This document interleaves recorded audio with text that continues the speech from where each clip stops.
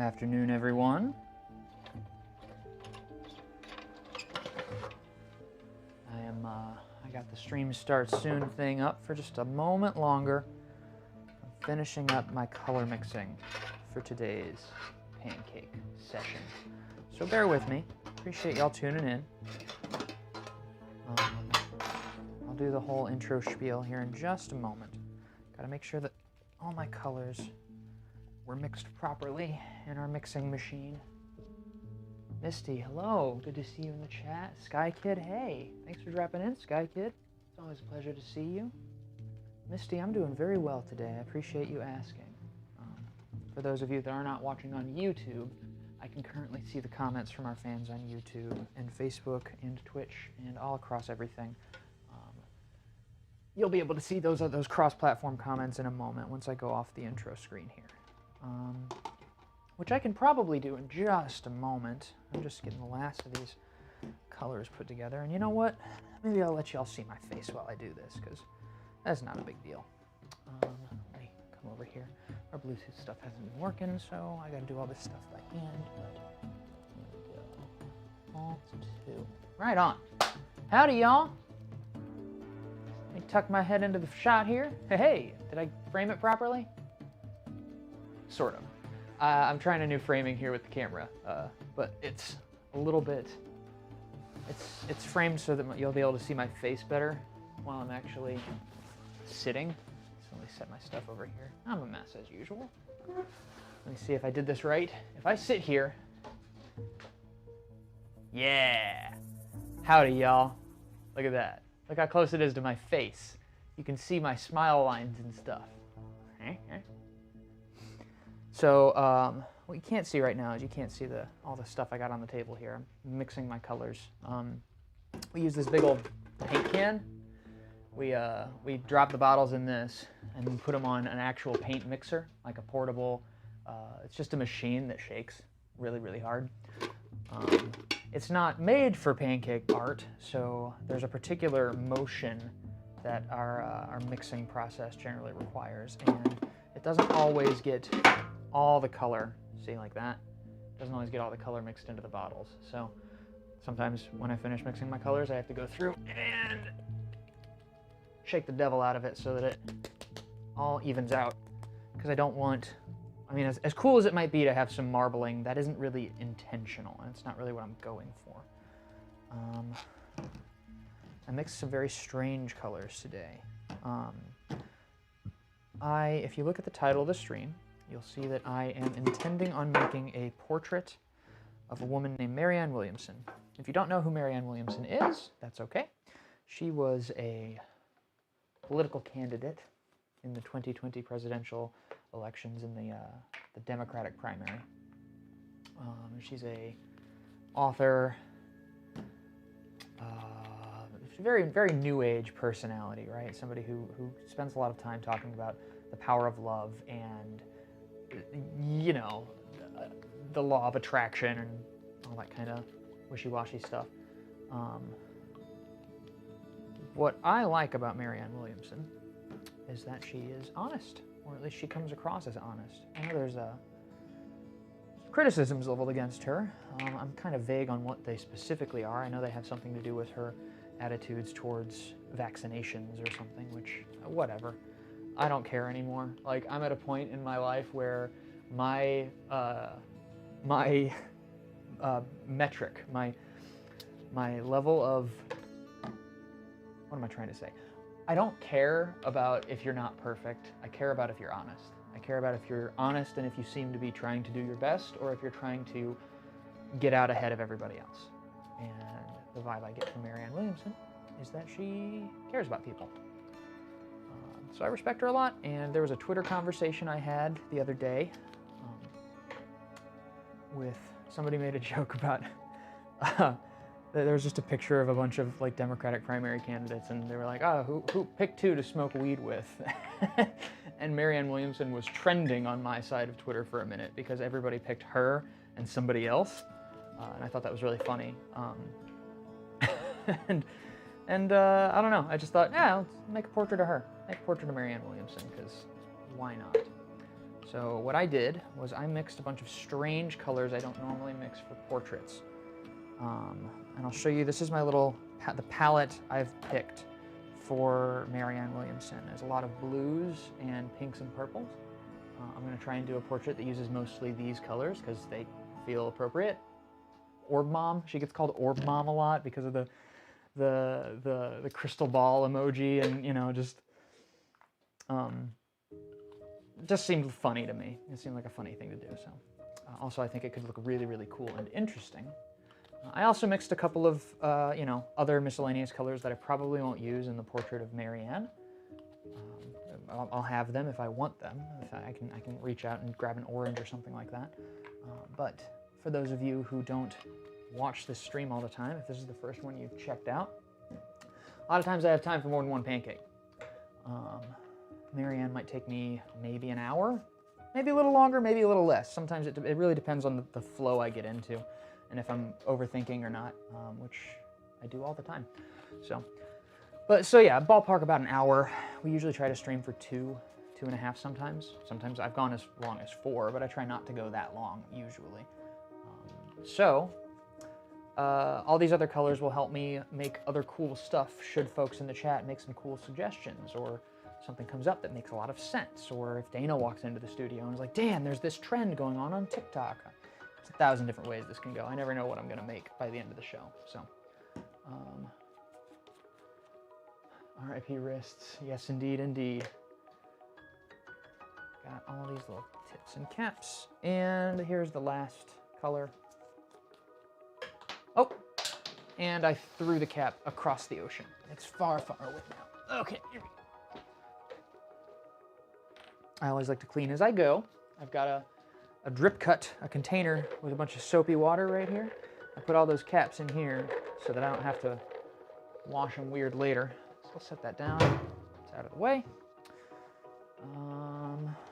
Let me get this paint can out of my face here. Normally I like to be like ready to go by the time we start the stream, but also like, I don't know, man. Every day I wake up and I care less about being perfect. What are y'all gonna do? Call my boss? I am my boss. Hey Dan, you're starting the stream late. Yeah, I know. Okay, I think the only other thing I need is to get my hat out of here and grab some plates. Eu preciso de pratos, por favor. That was Portuguese. I taught myself a little bit of Portuguese a couple years ago. I also have a bunch of coffee and water off to my side. Look at that, and that. I'm gonna cut to the overhead, and it's gonna start cycling, y'all. Boom. Look at that flat, blank, empty griddle. Hello, Ben. Hello, Ben. It's a different Ben. A different Ben just came here. Ben Vogelsang. He's dropping in. He's gonna do some video editing. A Benner one? The Benner Ben. It's all set up in there for you if you just want to dive in. I'm bringing Ben Vogelsang, aka Idea Machine STL, in to do some video editing for us. Because, as it turns out, I'm just a really anxious person, and I don't do my job. Cynthia, I'm doing Marianne Williamson because I feel like it. I'm not sure if you dropped in just a moment ago or if you heard my spiel, but basically I got into a conversation on Twitter the other day and it just felt appropriate to me. I was like, yeah, I like this person. So I'm gonna draw a picture of their face and see if I can get their attention. I think there's a couple people out there who I think it's cool to be able to talk to, engage with, meet, interact. Twitter's a weird app. The thing that I've been, like the last week or so, I've found that I'm able to reach out to the folks that made the video game Hades. Come on, add to photos, please. Everything is awful. Add to save image. Photos. Sorry for the wait, y'all.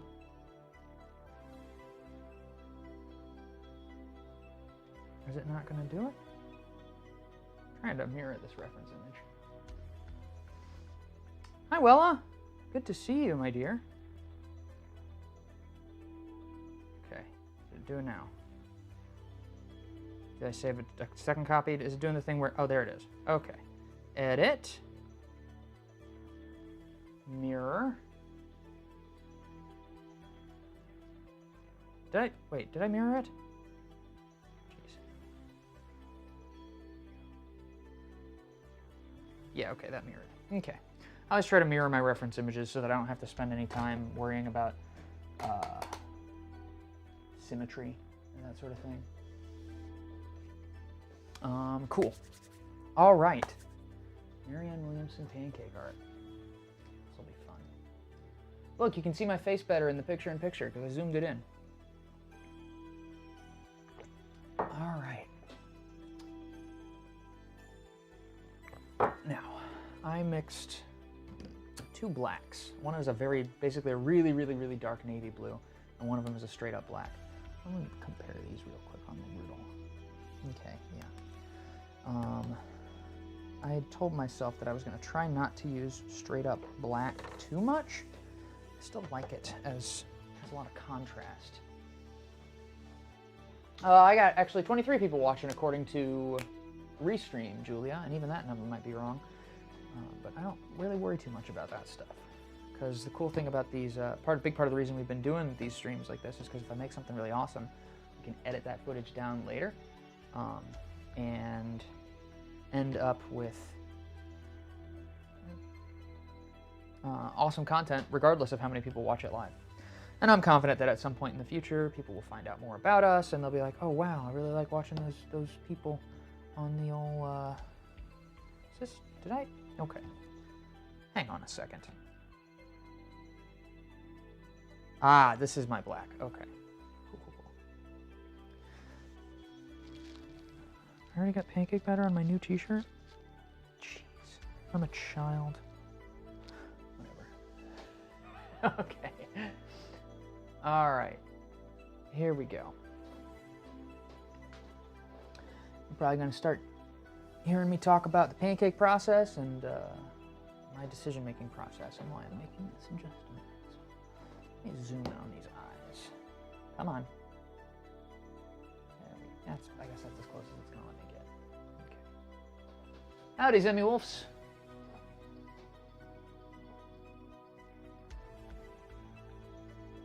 Alright, get the shape of these eyes.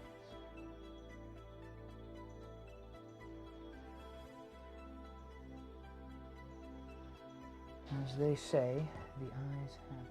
I think I might have started with my grimace too hot. Whatever. Also got a bag of these wonderful, handy, dandy Q-tips. These Q-tips are pointed, so I can grab one, and if I make a mistake, pretty easy for me to like get in there and say, I don't like that line. Let's wipe that line away. Which is really important because there's no real solid way to erase with pancake batter aside from very spot erasing like that. Let's see. Sky Kid, I'm very appreciative of that.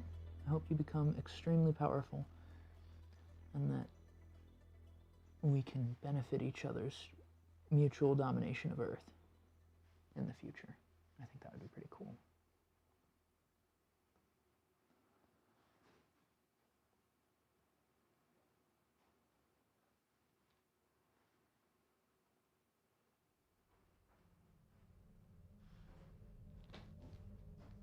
Okay.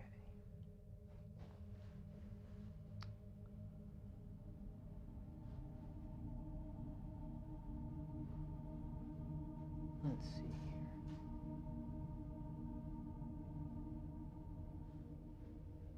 Eyes are the most important detail when it comes to capturing a person's essence. And I think one of the hardest parts, for me anyway, of doing any portrait is it's not even the actual eyes themselves, because it's fairly easy, I find it fairly easy for my brain to like look at the shapes of an eye, you know, the outline, the eyelashes and the way that they sort of make that eye express itself.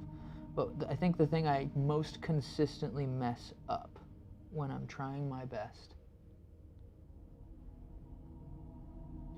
is the distance between the two eyes and their angle relative to one another.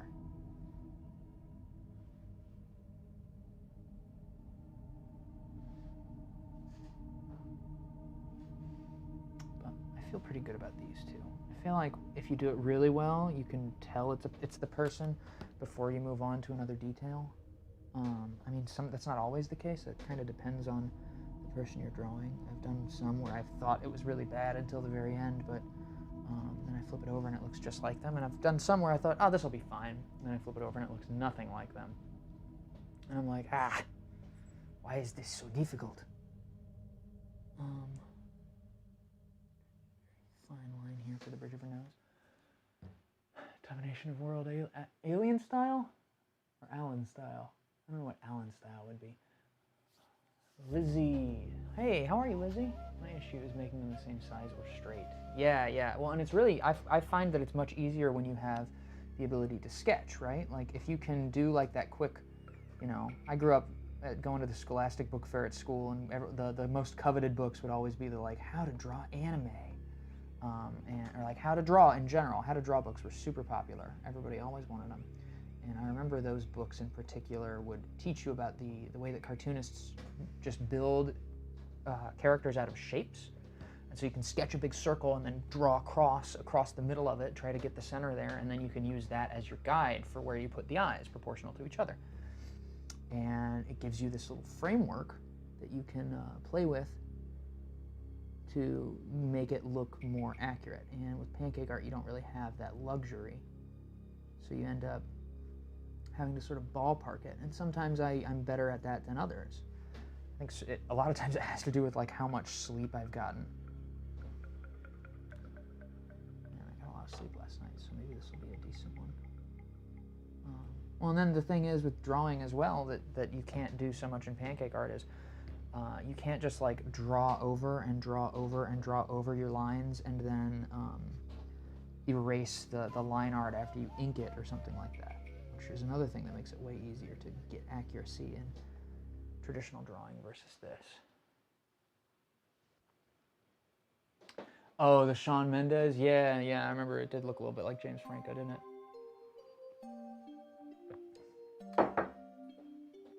I mean, I think it looked like a good pancake portrait, and I don't actually really know much of what Shawn Mendes looks like.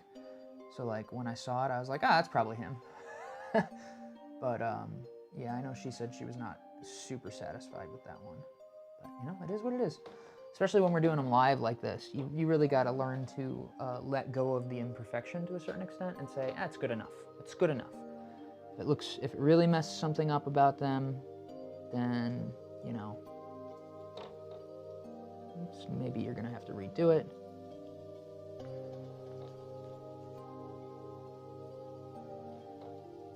But a lot of times, if it's close enough, you're like, okay, well, that'll do. A couple times in my life, I've ended up doing pancakes for TV shows. Like, I've been on the TV show making the pancake art. I was on Hell's Kitchen a couple years ago, and those are the situations where I feel the worst about ending up with a pancake that I'm like, could have been better. But it's like, at a certain point you're like, well, it wasn't, and that's now on TV forever. And hey, I still get to say I was on Hell's Kitchen. So it's not a big deal. Marianne Williamson, you have lips. Most people do. Most people have lips. And once you do the outline, the lines I do on a person's mouth are generally contained to, I draw the bottom of the upper lip and the top of the lower lip. So actually the interior of the mouth I often can outline, try and make it a very fine, dark line. But then you want to build up, our lips have volume, and that actually is a big part of what makes us look the way we look. So if you look at Marianne here, you can see that there is, from that line on the very top of her teeth, there's some volume above that, and then there's a very, very slight highlight there at the top of her lip. Most of us, especially white people, have these very subtle highlights right there that you want to be able, it's okay to make that a little bit more dramatic, especially because what you're going to do is you're going to fill in the rest of the face at some point with a fill color that will decrease the contrast without getting rid of the shape. I don't know if that all made sense. But you want to basically try and outline the volume of the lips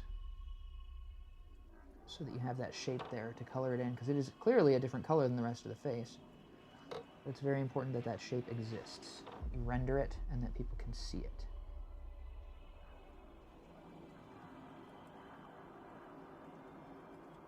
Okay, I think that's pretty good. Right now, this feels like it looks like Marianne for the most part, so I can move on. Yeah, Lizzie, there's a, I can't remember what it's like 2 seasons ago maybe. We filmed it like 4 years ago, but they aired it 2 years after they filmed it, so it's one of the, I can't remember what I should probably have this memorized, but it's out there. It's out there. It's on anywhere that has the last couple seasons of Hell's Kitchen available for streaming. You can go and see me on your Dosh Garned TV, which is pretty silly, isn't it?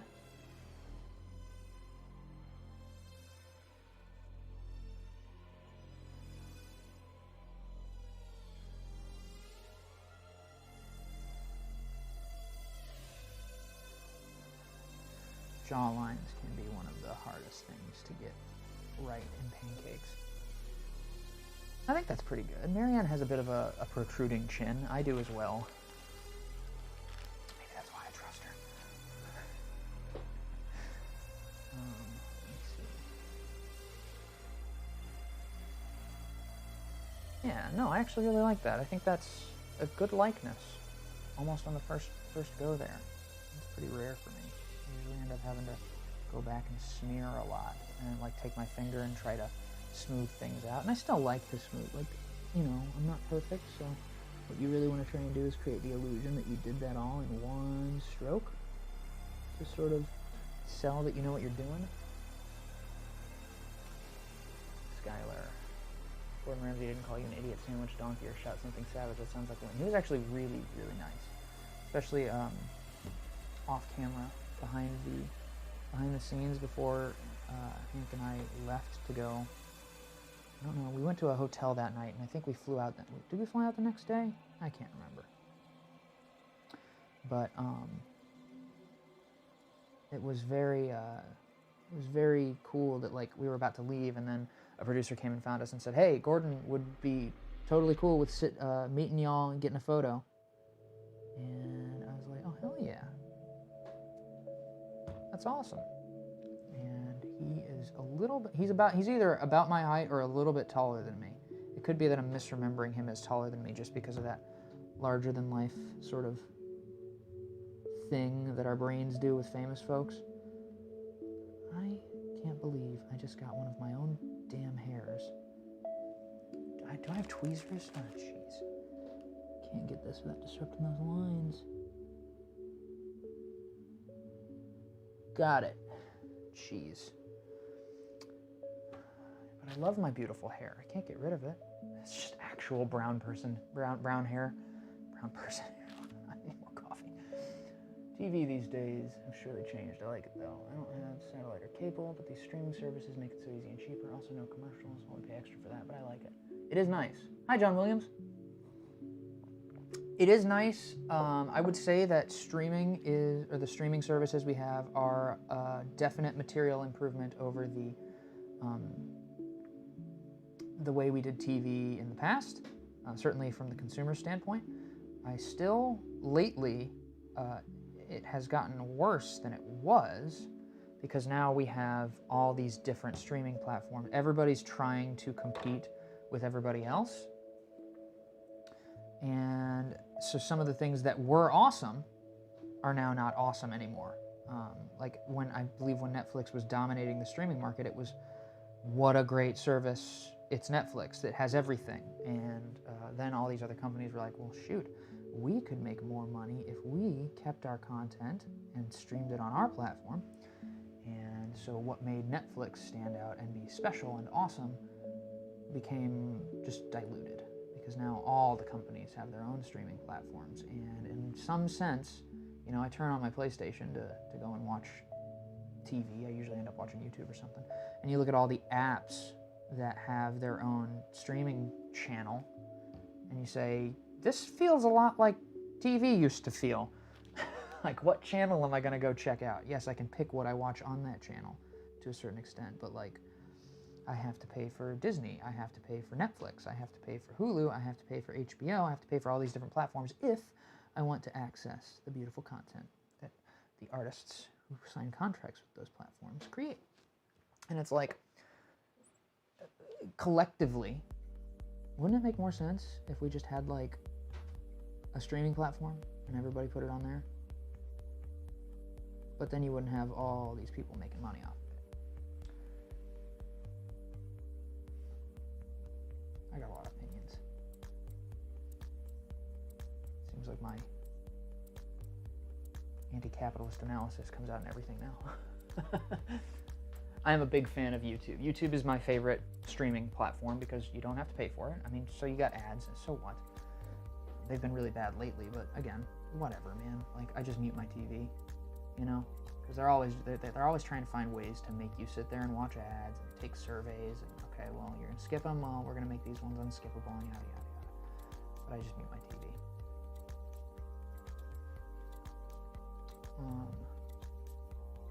What I like about YouTube is that there are still, even though they have done damage to this capacity on their platform, there are still lots of folks that produce things quite independently, and so you have much more, in my opinion, you have a lot more engaging voices and interesting, unique, creative ideas and that kind of thing, made possible by the fact that there's nobody, aside from the actual, you know, rules of what can and cannot be on the platform, nobody deciding what my favorite YouTube creators can make. And so when they do like a video essay or a sketch or whatever they happen to decide they want to make, it's always more interesting and more like surprising, I think, than a lot of what you end up getting on so-called new cable. I have to watch my YouTubers. Yeah, that's fair. Paying for red makes sense. Good evening. Is that Eldin? Is that an L or an I? Gosh, maybe I need to get my eyes checked, or maybe I just need to increase the resolution on that TV. But welcome to the stream.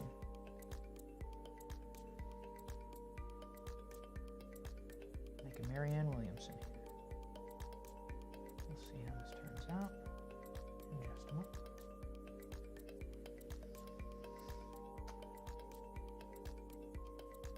Hope she sees this king.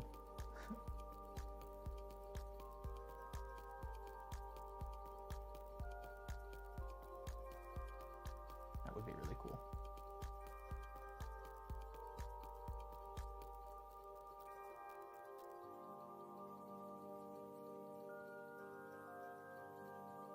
I think it's worth talking about why I like her as much as I do. Just product endorsements YouTubers do, though, doesn't bother me, especially when they put their own spin to it. Tell me again about Raycon, HelloFresh, and NordVPN, or Raid Shadow Legends. I don't know if you know about Internet Historian, but that's one of my favorite YouTubers. Yeah, exactly, Wella.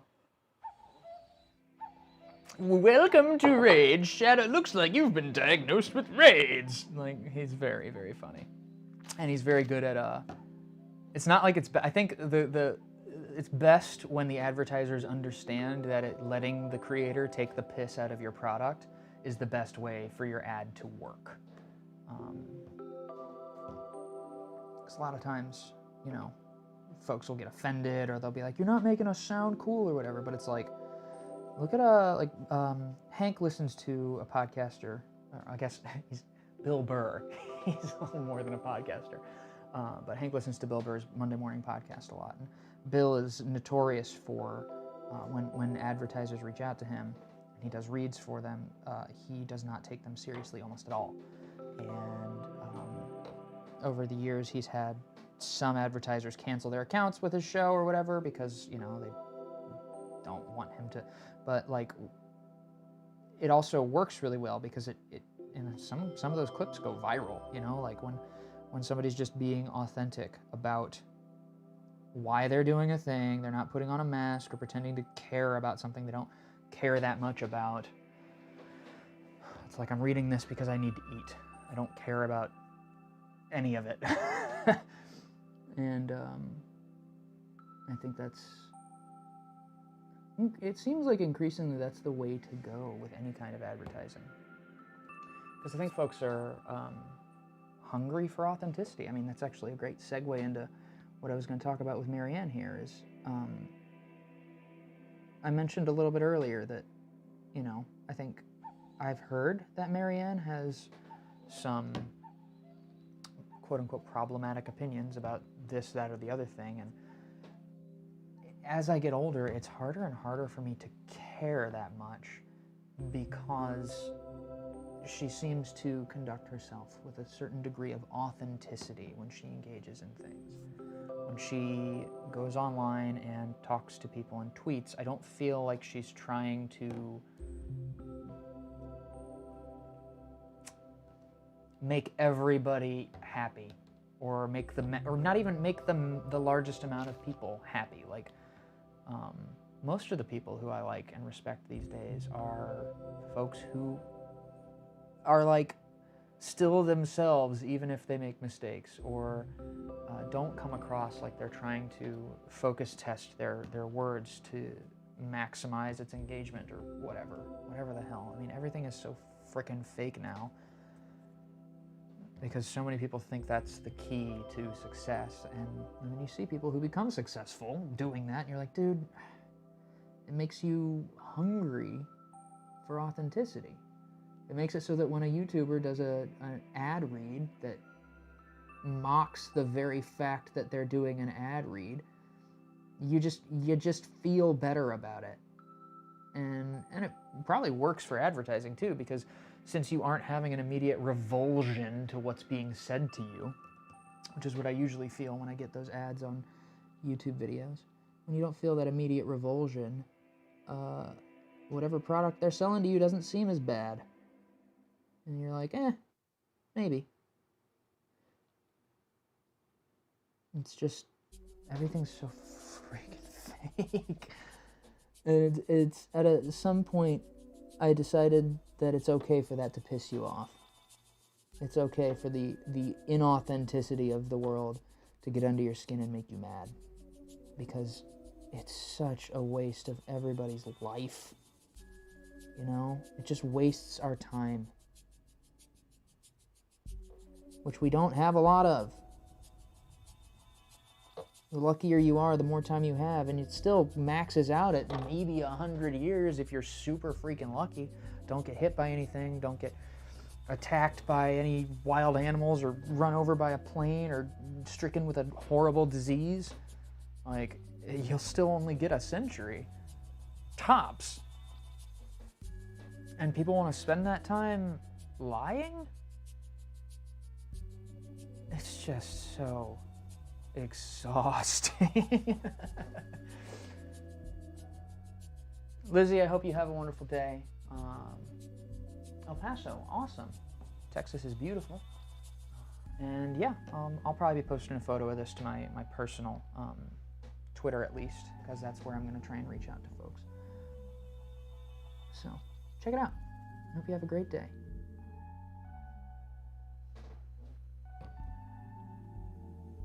What can I do for this? I gotta get a little bit more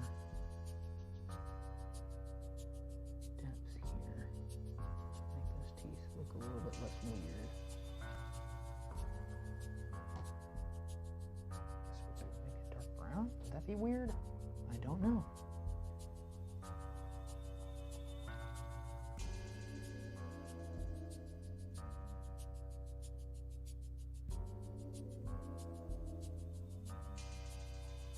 Gosh, I hope this doesn't look creepy.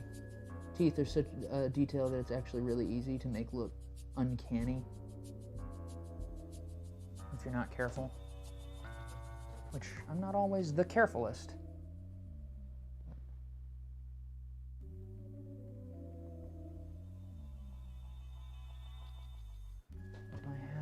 I guess I can use blue. Is that going to be weird? Is blue going to be a problem? Should I do gray? Is gray safer? I don't know. I don't know what I'm doing most of the time, y'all. Yeah, I'm not going to risk that. I'm just going to simplify these teeth so that they're a little bit...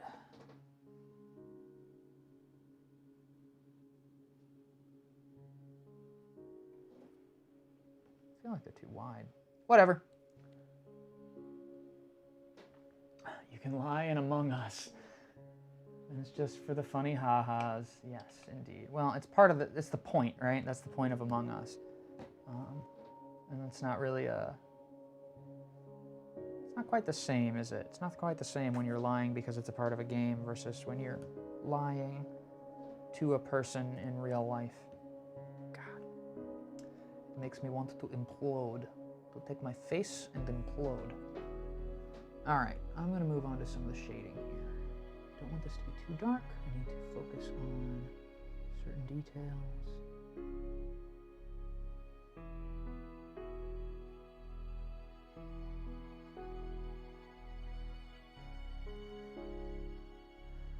Let's see here.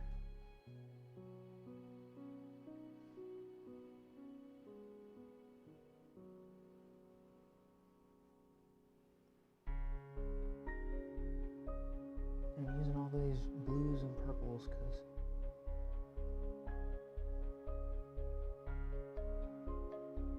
I like the energy they give off.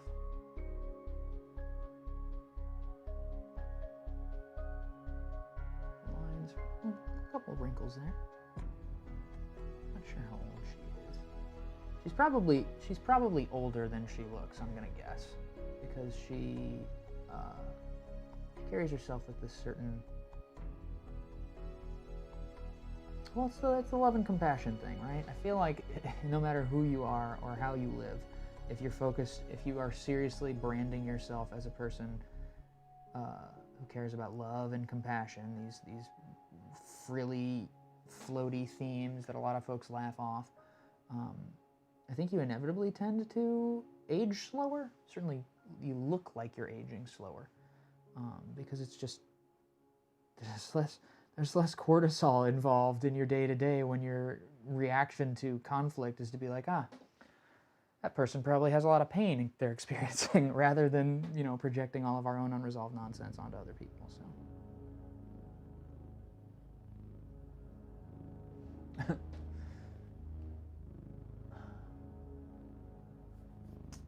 And Crumry. Today is winter solstice. We embrace the shadow side and bring in the light. Yes, indeed, indeed. That is, that's enlightenment right there. The whole point, I think, of most of the legitimate teachings, all those weird old traditions, is that we shouldn't be trying to suppress the darkness so much as understand it, face it, own it, recognize its existence so that it stops controlling us. You can tell when somebody hasn't done so-called shadow work because they tend to project their opinions and negativities onto other people. They tend to have very strong opinions about what is and isn't good, what makes somebody a good person. And very strong judgments of the inherent worth of other people based upon, you know, what they do. I think most folks who spend a lot of time and energy chastising and judging others probably have an unresolved conflict within themselves, a part of themselves that they are not happy with, that they want to pretend doesn't exist or pretend that they don't have that problem, so that in order to feel that, they find it in other people and try to fix it in them. Project all that stuff onto others. That's what projection really is. That's why why you get folks who will insist their whole lives that they're the least racist person that you know, and then end up getting caught up in some petty racist nonsense because it turns out they aren't the least racist person you know. Turns out they're just the least aware of it. So that's another one of the reasons I like Marianne, is because she seems to understand those concepts, those subtle sorts of realities that we aren't really taught to think about very much in our upbringing in this society. It's not something that's cool, really, when nobody thinks about it. Nobody takes it seriously. People think that it's just the concepts like shadow work and spiritual well-being and all that stuff are something, because you can't measure it, because it's not something that you can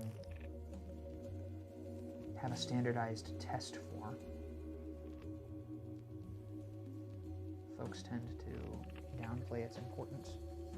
But in my experience, the people who are best equipped to speak on these matters understand on a deeper level how it really works. And they understand that, you know what? That spiritual stuff, that woo-woo nonsense, is actually a good reason to think about that from time to time. Because it changes the way you conduct your affairs. It changes the way that you relate to other people and the things that you put importance in.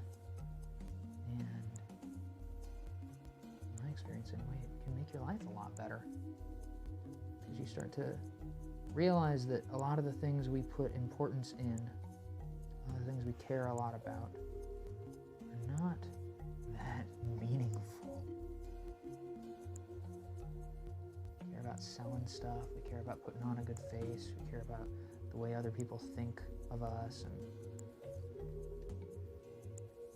we lie in a lot of cases to try and aspire to those weird sorts of,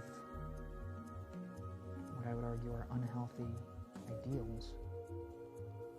We put on a face. We try to present ourselves as better than we are or different than we are. I don't think that's very good for us.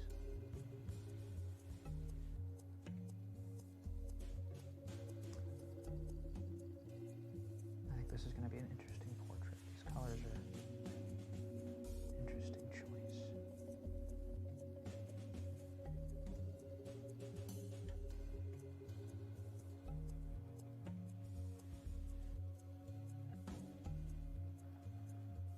I got some white. I think I might use this brighter white for those highlights. I'm not sure if this will work. Bud Weber, how you doing, friend? What'd that look like? That looked cool. Yeah, ready for Christmas? Bud Weber. Did you change your name? But yeah.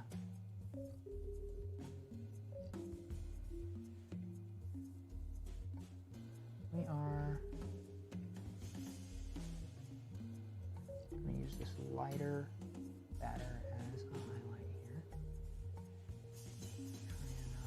It's not completely white. I have an outline color that I'm making completely white because we found that it makes the preservation a little bit more consistent. And this will probably end up on somebody's wall somewhere. Or if it would be weird for Marianne to have a self-portrait on her wall. I feel like if an artist did a picture of me, I would be flattered, but I also wouldn't be sure that I'd want to display it somewhere, because it would feel something about it. Maybe that's just internalized shame, you know, the fear of narcissism, the fear of, oh no, I don't want people to think that I think I'm cool.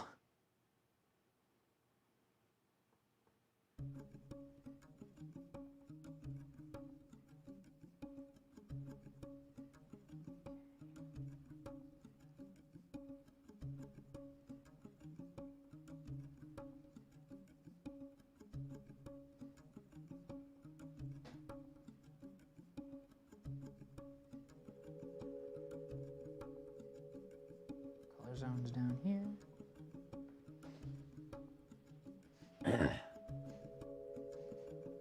All right. I got this hot pink here. Just gonna do most of the fill with. But I have one other color that can soften the difference between that and the white. I don't know if I want to use it though. This might work better if I don't. We'll see.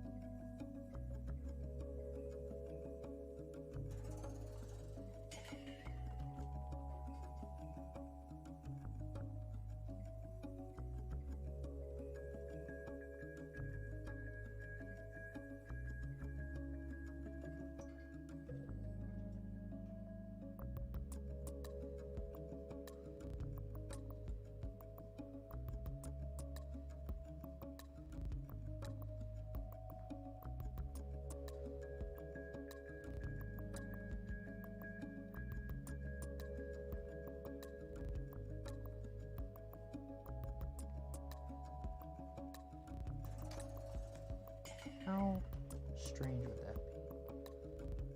That's not that strange. I feel like what I need to do is I need to add some of this pink to that flesh tone so that it's less of a dramatic change in hues.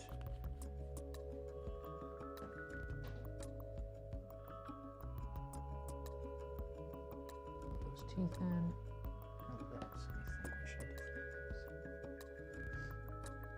I guess blues would be the most appropriate. Maybe.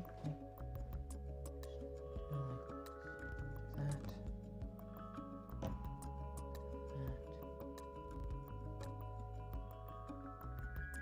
Oh no, I think I might have just goofed something. Yeah, that might not be fixable. You know what? I can fix it when the pancake's done. If it's a big problem, what I've found is I can go back and, oh, I guess that does need to be darker, doesn't it? Just a little bit darker. Is it too much? Too dark? Man, I don't know. What I found is I can go back and I can touch it up once it's which I don't do very often, but it is an option, and I need to remember that it's an option because sometimes you don't want to spend another 40 minutes drawing a portrait that is just a little cross-eyed or something you can fix with a touch-up on the surface. Usually the pancake's going to be hot enough on the other side that I can fix most of those problems without too much trouble.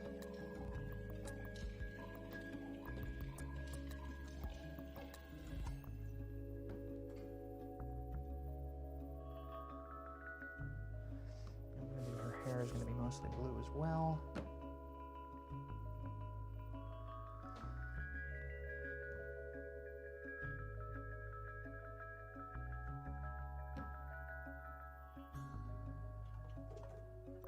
Hope this looks like her.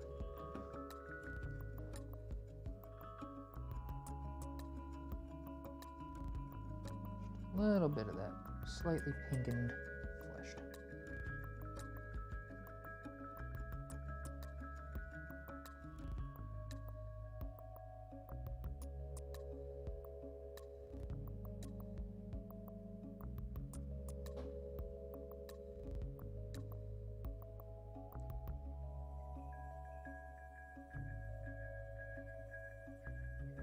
I think this is going to look pretty cool, actually.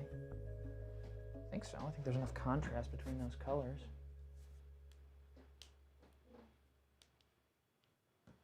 Let me see. Eyes. We're going to do 2 dots of yellow in her eyes just because. I think I mixed an orange for this one as well. Mixed orange and pink, didn't I? Where is that? Is it one of these? Is it this? I don't know. Can't quite recall. It's probably this one. honestly.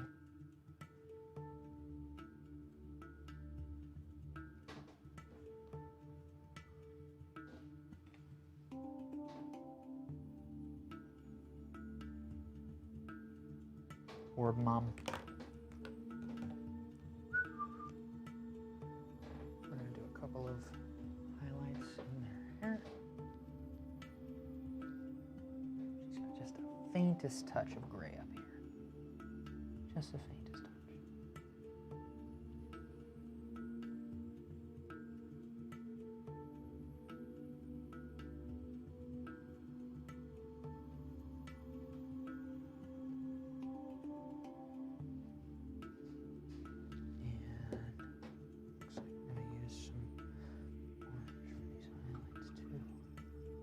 Just little highlights.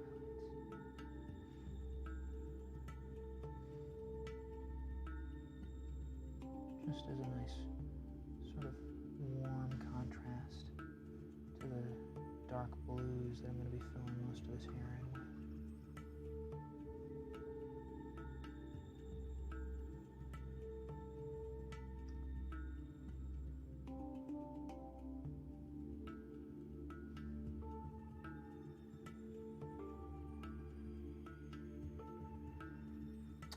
Things that this is really, the main purpose for these highlights isn't even really to communicate color so much as it is to communicate shape. One of the things that I find when you're drawing somebody's hair is that there's a lot of shapes in the hair. The hair has a way that it wants to, that it tends to fall, that it tends to, you know, comb to one side or whatever the word is. And you don't have to draw every individual strand. What you want to do is you want to highlight a couple of strands in each shape so that it is communicated the way that that hair is falling, the way that it's curling or glancing to one side or something. You just want to have a couple of those little highlights in place. Because the thing is this isn't going to make her look like she has red hair, because it's just going to be filled in with all these super dark blacks and blues and stuff. And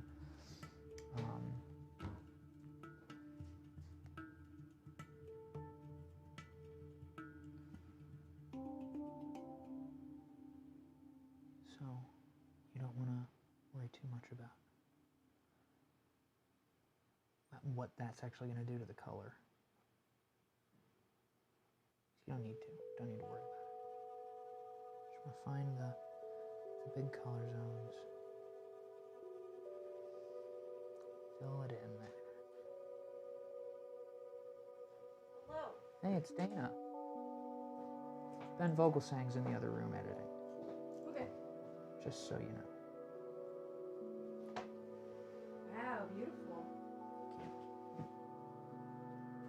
It's Orb Mom. Huh? It's Orb Mom. I don't know that. That's okay. It's Marianne Williamson.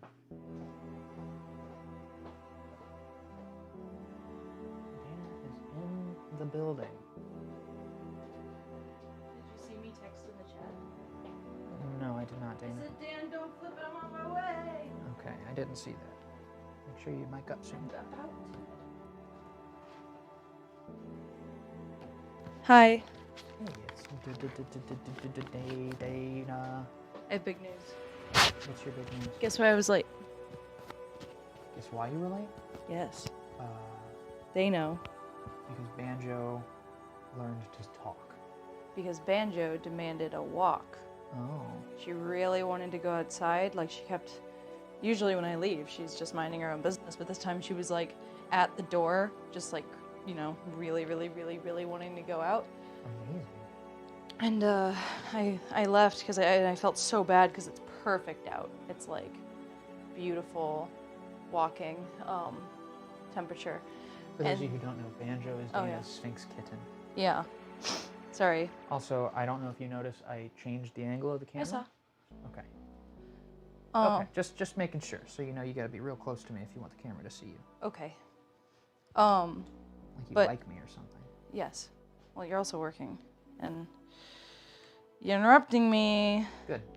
Carry on. Fine, don't hear the cute story about my Sphinx kitten. Hi, Bud. Thanks for watching. So, when I was pulling away from my house, I forgot that I forgot my brake steering fluid because my car is being all weird. So I got some at the store, and so I turned around and went back into my house to grab it, and she was still at the door, which is so weird for her. Like she's, you know, usually if I come home, she's like tucked herself in for a nap, but she was like on the door, and I was like, "You really want to go out, huh?" And it was probably because she heard the neighbor dog who she's friends with. He's barking, and so I was like, "Well, you know what? I'm not like absolutely required to be here at any time, and I'm sure I can be there for a good chunk of Dan's, whatever." So I was like, fine, I'm just gonna take her for a walk real quick. I'm glad you did. And guess what? What? For like the last 30, 40 minutes, I just let her run around the driveway where she chased leaves blowing in the wind. Amazing. She was very happy. She really liked it. It was the most excited she's been on a walk. She just ran around. There were times that I had to run to keep up with her, and she's a kitten. What a sweet cat you've got. I know. So yeah, that's why I'm late, everybody. Hi. Do you think this would make for a good TikTok video? Uh-huh. Who is it? It's Marianne Williamson. Who's that? Is that? She was a Democratic primary candidate. Oh. She's a outspoken advocate of love. Oh. So not good for TikTok. Oh, perfect for TikTok. Marianne Williamson has her stands. Well, right, but we try to stay away from political stuff in our more general She's not a appeal. political candidate now. No, don't film it. Whatever, man. I literally don't care.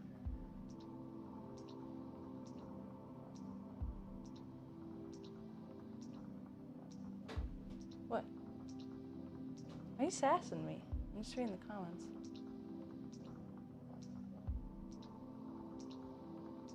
Sky Kid says, what a precious toddler. Willa says, wow, bless. Bud says, I love cat.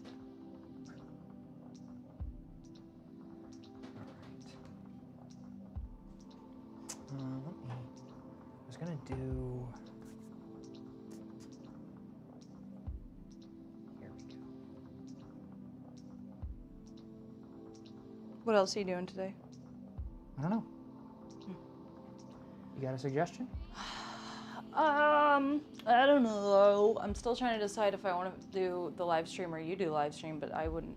It's all a matter of like time and also whether or not. You talking about Wednesday? Yeah. Oh. Christmas Eve. In which case it'd be incredibly short because I'm hustling to do Anthromancer. But I thought about doing I'm happy to do the stream on Wednesday, Dana. Okay. Well, in that case, I would just say do some Christmas stuff. This is Halloween. Oh, sorry, yeah.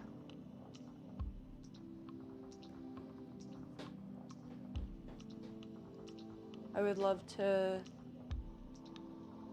like fight all the time in the world, redo that Rudolph I did 3 years ago, where its nose is glowing. Yeah, you'd probably do it better this time. Yeesh. Ow. Yeah, the camera is at a different angle today, for sure. Yes, it is.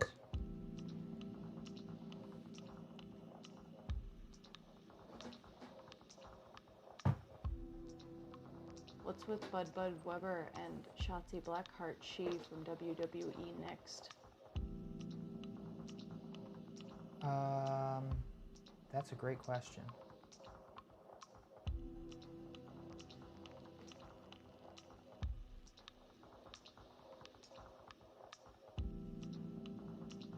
Thanks, Sky Kid. You're an angel as always. Yeah, I'll probably film this. I could use it as a "That's your pancake portrait preserved" TikTok. And then I'm gonna go to do Danthermancer. Neat. Neat. Yeah, I do gotta like get right behind you if they want to see me on camera. Mm-hmm.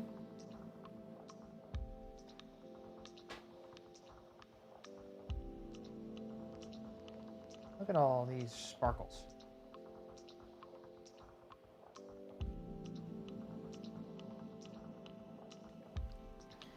I like when you have an undershirt on, so you can just kind of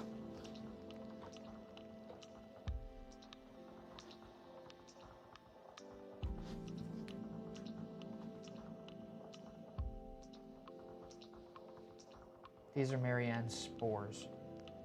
This is how she makes more of herself. Oh.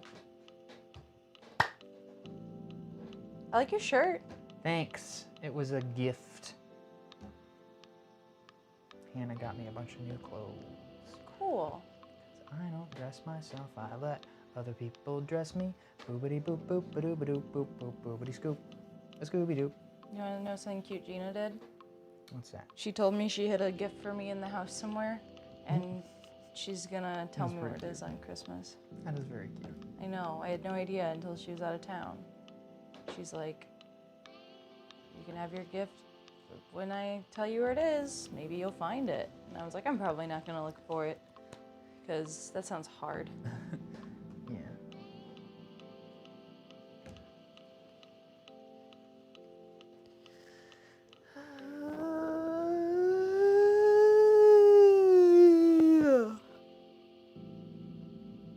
This is gonna be really pretty. I think that's why I want to get this flip so bad. It's gonna look beautiful. I hope it looks like her. I think I made a slight mistake when I was filling in What? her mouth, her lips, but I can touch it up on the flip. Ayo. The one thing I'll say is, from my perspective, it looks like you like squished her face a touch, but also I'm looking at it from an angle, and I don't mean that in like it doesn't look like her. It just looks like a stylistic choice. I do really like that Dan's been messing with colored stuff like this. It's very fun.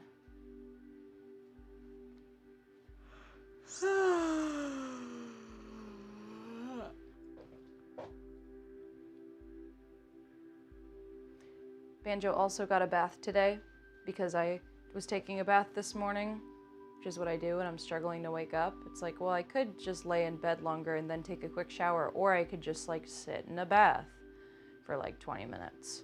So I was doing that, and then Banjo came in and she fell in the bath. As you do. Because she was like standing on the side. She likes to look at the bath and she likes to head boop us, like bonk. And she was trying to do that and she fell in after a few minutes of just watching from the side. And then she ran off, but then she came back almost immediately. And then after a few minutes, she fell in again. Except this time she went completely under the water. She was like, goober. "Bonk." What a goober. And so I was like, all right, you're already soaked. It's time for a bath. And so I gave her a quick bath. She's had a big day. She had a bath and a walk. And then so I turned her heating pad on. So now she's gonna nap. I love her. And I'm a single parent until Gina comes back. So I gotta do everything. It's like having a kid. That's okay, Sky Kid. She doesn't really freak out. She's not like a normal cat where if they fall in the bath, they do like the ah, and they like run around. When she falls in the bath, she's kind of like, oh, okay. I guess I'm in the bath now. And then she'll sit there for a second, maybe lick the water, and then she'll be like, I want to get out. And she did that once, and then the second time she stayed in even longer.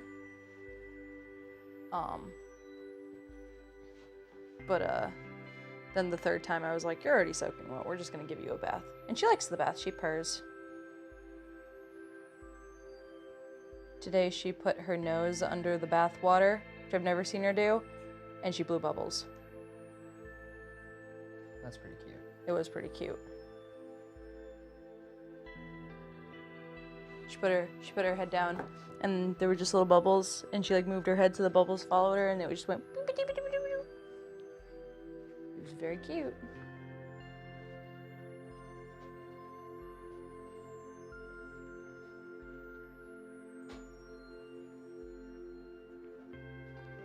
There we go.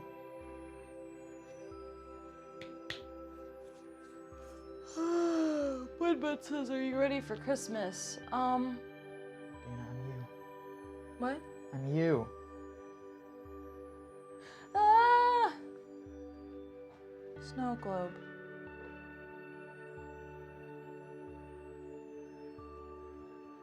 Am I ready for Christmas? I guess so. This year doesn't feel real. And it's also my first time not celebrating Christmas at my parents' house. So I'm just kind of like not really sure what to expect. So I'm just like,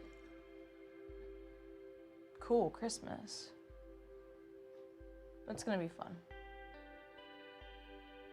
Orb mom. Orby mom.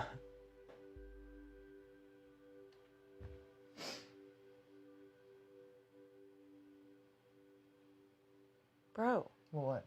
I don't know. That's good. That's a good one. Boop. Don't! I'm sensitive. I told you not to touch it. I think the thing about the camera that's bugging me is that it's too high. Like, I think it should be like you should be able to see your hands. On the front camera? Yeah, on the wide. You can see my hands in the main shot. True. That's the whole point, is to make it so you can see my face and my facial expressions better. Oh. Like real streamers, you know? Real streamers, game streamers. They don't have their hands in the shot. You don't mess with the mic or the pretzel volume, do you? No. You didn't touch the volume I levels? adjusted it to make sure it was... Ben's gonna have your head. The other day, I just adjusted it, and then he came in, he's like, "Oh, touched it! Okay. I told you not to touch it!" I didn't mess with that. Yeah, that's what I'm talking about. I didn't mess with that. Are you pointing at the box? Yes. No, I'm talking the levels on OBS. Okay. Whatever. Apparently, we're not supposed to mess with them.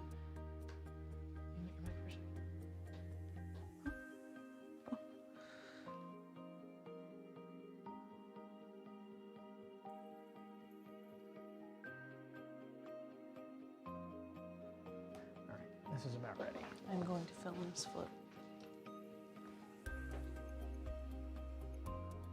You're or believable. All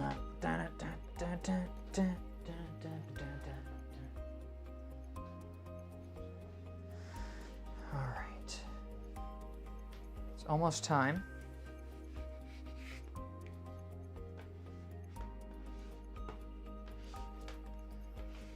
All right, you ready? Here we go, everybody. 3, 2, 1. Nice. That's neat. This is the little error I was talking about right there.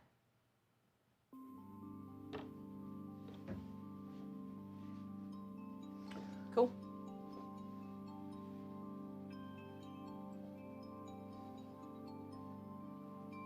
I'm really happy with that. So lifelike. Yeah. It's Marianne Williamson. That's one of my favorite portraits so far. It's really beautiful. Where did I put my phone? Oh, I might have put my stuff on top It's right of it. there. Oh. Let me go grab it. I need to snap me a photo of this.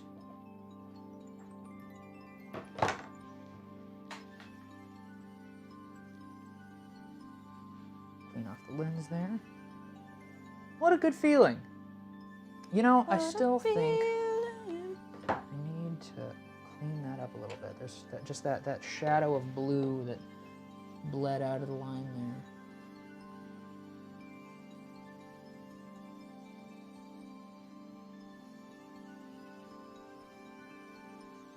Misbehaved.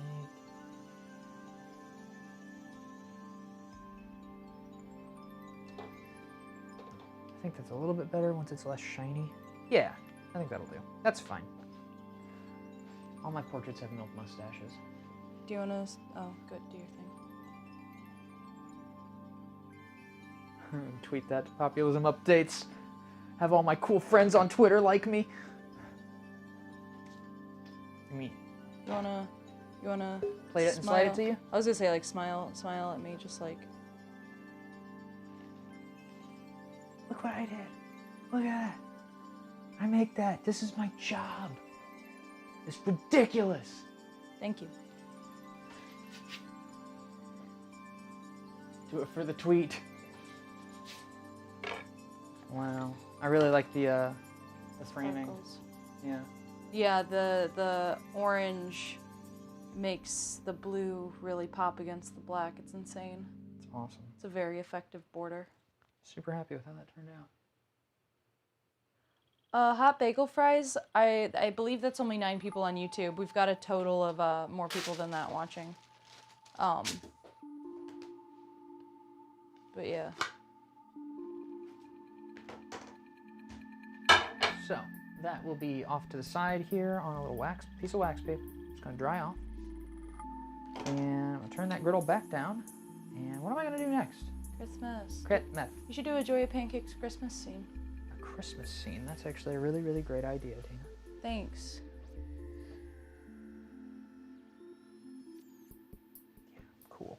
It's always a good feeling when the first pancake of the day turns out well.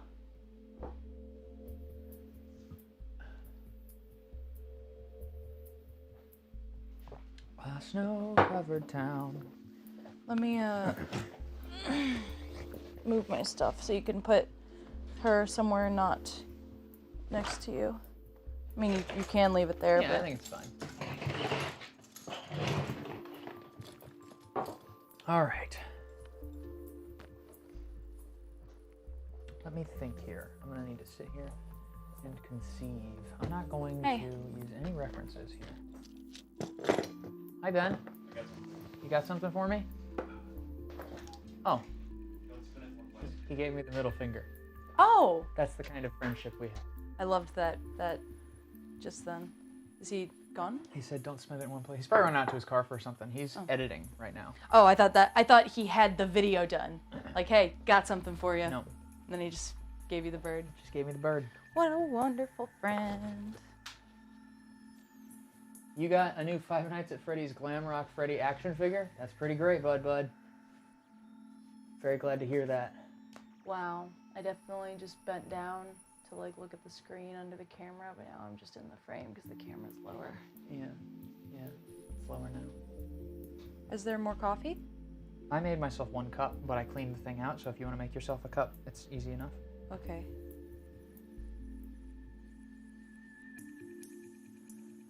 Sorry. Just make a pot.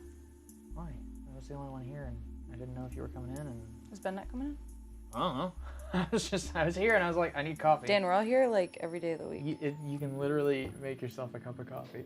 There's a side of the machine that makes 1 cup. Or you can make a pot. It'd be amazing.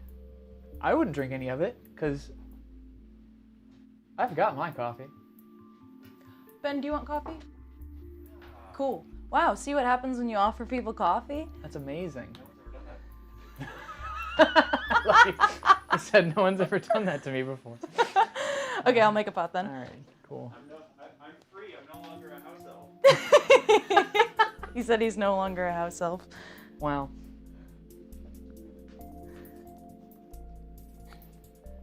Okay. I'm gonna go do that. Enjoy the. Are you making a Christmas town? Yeah. Cool. I am. I might come in and get a few shots, but I can't overwhelm myself too much because I have so much TikTok content on the. Please do not horizon. overwhelm yourself even a little bit. Maybe I'll just get the flip. Can you give me a yell at the flip? Of course. Maybe a fill. Like if you've got like one last color to fill in. Of course. Thanks. Appreciate you. Appreciate you guys. Have a good stream. I'm gonna go work because I got way too much to do.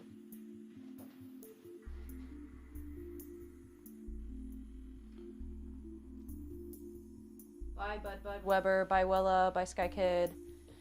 Bye, everyone else who is. I think I saw Aloe was here. ALO. They've been in the stream before, I believe. From where I can see, I can't see any more names, but anyone else, appreciate you. Thanks for joining in from YouTube, Twitch, and Facebook. I will be back.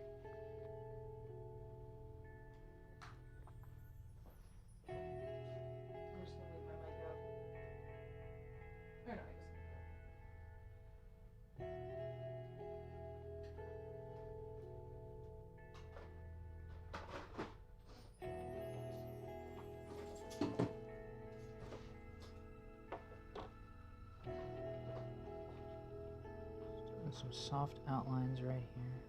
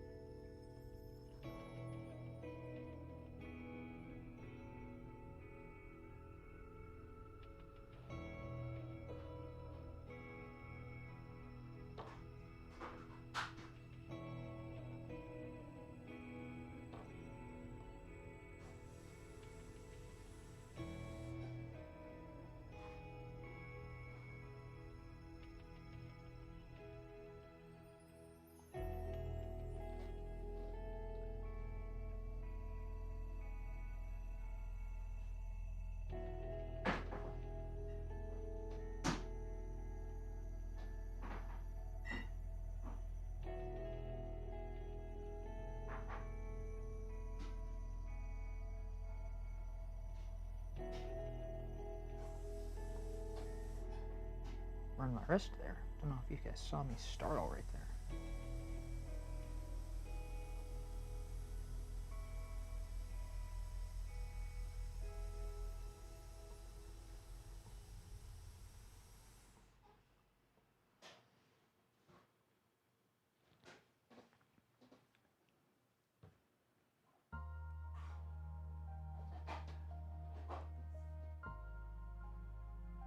I am going to pull up a little reference to kind of inform some of this.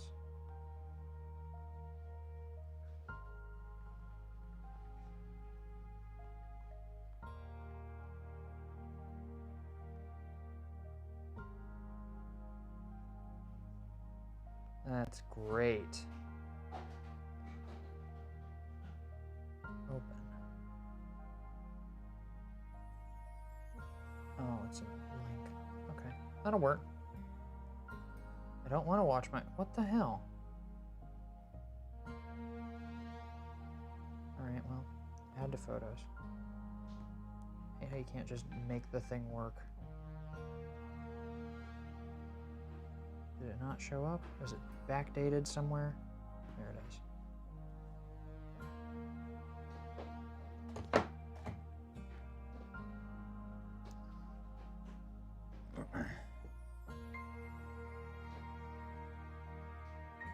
Just a lot of rectangles that are going to end up being colored in white.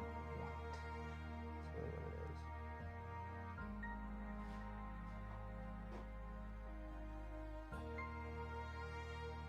And a lot of black dots for windows.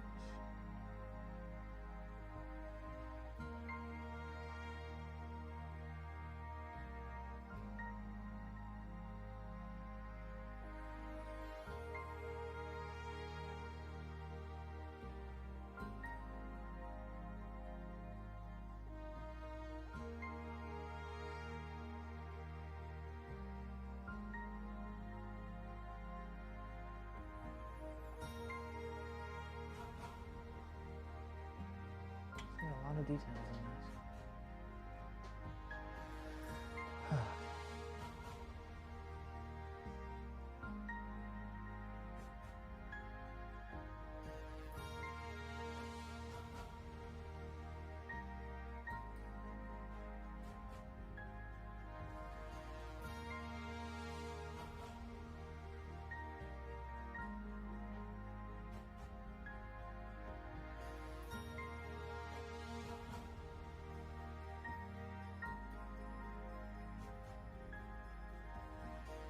I think with something like this, because the batter is a certain thickness, and there's only so much fine point articulation that you can get away with pancake batter. With seams that have lots and lots of detail like this, what you end up doing is you end up approximating the shapes and then using your color to build the shapes out more than your line art. Because your lines can't get small enough. You can't get small enough to do sort of the outside line of all your shapes. But what you can do is you can fill, you can sort of sculpt the fill into the correct shape using these lines as just little simple guides. And that, I think, is how you... It tends to look more painterly, which I think is really actually kind of cool. It is because of the limitations of the medium, but it looks intentional, and in a certain sense, it is intentional. Like, I understand at this point that that's one of the best ways to produce interesting, visually appealing small details. Because what actually ends up happening is that the human brain fills in most of the gaps. We are always looking for patterns. We're always looking for meaning in the images that we look at. So even if, that's how abstract art gets made, is it's, you can just literally throw a bunch of shapes together and the brain will automatically kind of decipher what those shapes mean, even if that intention wasn't even there to begin with. Like, you can look at your the weird patterning on your shower curtain and stuff and be like, oh, that looks like a creature. Oh, it looks like a guy's face. All that stuff, because your brain is automatically decoding and attempting to figure out what those shapes are. It's an evolutionary trait, and it's most of what real art is just figuring out how to capitalize on that evolutionary trait. Because like physically, materially, a painting of a beautiful, realistic portrait of somebody doesn't actually have any of the three-dimensional qualities of a human face. It's just symbols, it's just signs, it's just representations that your brain is primed to recognize as something meaningful. And so when you lean into that tendency, and you're like, it's not so much about perfection as it is about finding a way to approximate the symbol that the brain is looking for, it becomes a lot easier to end up with pictures, paintings, art that you're happy with as an artist, because it does its job, which is create the appearance of something that is not actually there, create the illusion of a busy, bustling town in the Alps somewhere, covered in snow after a winter evening. Sometimes you can just throw lines around and just the chaos of it adds to the sense of something being there, you know? You can just say, sure, we'll put a fence there or whatever. I mean, even if it doesn't read that it's a fence, it'll probably read as something else, you know? Somebody's brain will probably be like, oh yeah, that's a hut or something. Or, sure, it's a city. There's probably a hut there. It's chaos. There's just so much visual information present in a city.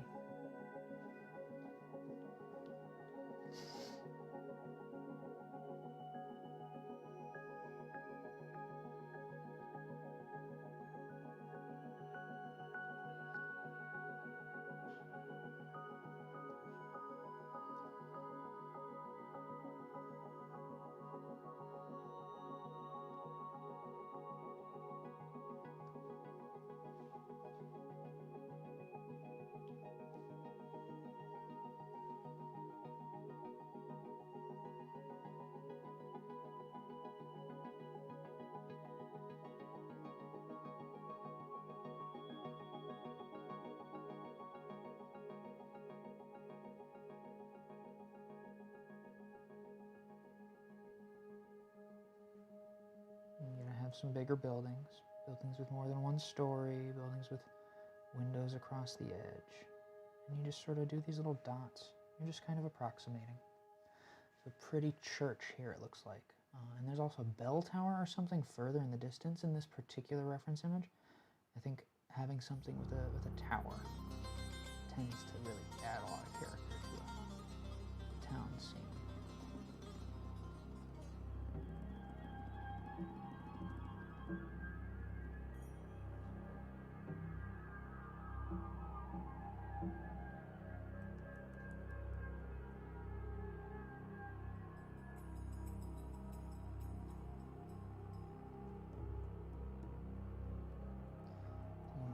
Most satisfying about, you know, old snowy towns, snowy European towns. This could be Russian, or I have no idea what town this actually is. I don't even know if it's real. This could be a reference, a fantasy reference that somebody made up that I'm using. But whatever the case, I think one of the things that's really lovely about old towns is how much more organic they tend to be than most modern cities, especially modern American cities. Everything's built on a freaking grid here. And, you know, it's convenient in a certain sense because you can always know where you are when it's like, oh, 59th in Maine or whatever. But there's something deeply human, deeply organic and natural about cities that grew around just people just slowly built them over time, over the years. And so you end up with these meandering streets and secret pathways and all kinds of stuff that, like, if you live in the area, it just becomes an extension of you. And if you're new to it, it becomes this, like, it's ripe for adventure, you know? You can just get lost in the streets and walk from one side of the city to another without ever crossing in a straight line and find all these interesting coves and nooks and crannies, and there's so much character in it. There's so much to like about it. And I imagine it does something to your brain when you live there. You know, just like I think living in densely populated metropolitan areas also does something to your brain. Changes the way you think about yourself, changes the way you think about your surroundings. There's a kind of subtle, constant magic being done by the places that we live. There's a couple folks I follow on Twitter who, I might actually tweet this at one of them, who are all about city planning and architecture, like traditionalist architecture styles and all kinds of emulate trees over here. I wonder if those will be. But who spend a lot of time talking about the what is being lost by our overemphasis on modernity, our desire for control and right angles and having everything be all modular and suburban or whatever, and how there's buildings that get torn down, beautiful old structures that were built with love and care and built by stone by the communities that lived there, that get torn down every day to make room for, you know, a department store that was designed to look like a brick or something. And in my brain I'm like, gosh, it would be super cool to live in a place like this. I imagine at a certain point. Hi y'all. Blauyokye? I'm not sure if I'm pronouncing that right at all. But hey, that's a very wonderful compliment, calling me the new Bob Ross. I see that and I appreciate that, and thank you for checking out the stream. And Leslie, thank you for checking out the stream. Beckler, Zigreth Krya, hi there. Thanks for leaving comments, y'all. It's cool to have folks checking it out and having a good time. And I think I'm mostly done with the line work of this piece. So I'm going to start the fill, and I'm going to do this a couple different ways. We've got a lot of color, and let me just show you real quick. This is the image I was using as a reference, a loose reference. I may not color according to this, but you'll notice that all these buildings, the color might not show very well from the iPad onto that camera, but these all have these very soft pastel colors, and it's really nice. It's really pleasing. I don't have a lot of pastel colors mixed. I have a lot of more saturated, vibrant colors, but we'll see. I have gray, I have some blues and grays that I can use for the snow. I've also got purples and oranges, which can actually also be really interesting on the snow, and of course whites. As for the houses themselves, I'm probably going to be using my softer blues and grays. I've got some greens, some browns. I don't want to do anything too gaudy. I want to try and keep the color interesting here. I also want to, on some of these windows, I want to go through and do yellow to sort of communicate that there's somebody in that. Somebody lives there, right?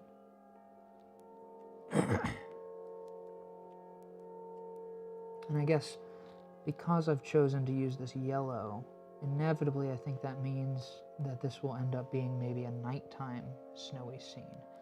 And you know what? Before I go on, to that end, I think if this is going to be a nighttime snowy scene, what could be really cool is to have, because the sky is going to be dark, it might make sense to have some snow, right?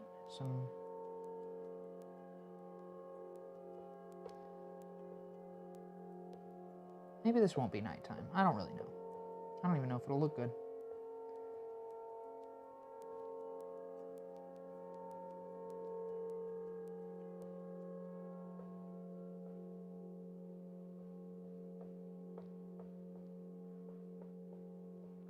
But these dots, I'm just kind of putting in random places so that they will obscure some of the color that I put down behind it, so that it really kind of feels like snow is falling on this town. That's why I'm kind of trying to make them a little bit chaotic. You know, snow doesn't always fall in one direction because it's lighter than rain, so it tends to catch the air and swirl around a bit, so you end up with a couple pieces that go one way, a couple pieces that go another way.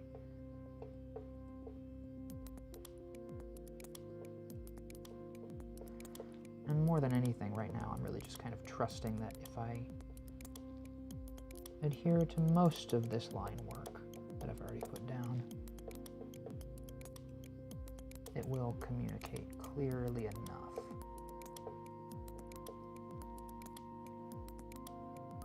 Yeah, and I'm gonna go ahead and outline that top part this white. Maybe it won't be nighttime. We'll see. The whole thing will make sense in a bit.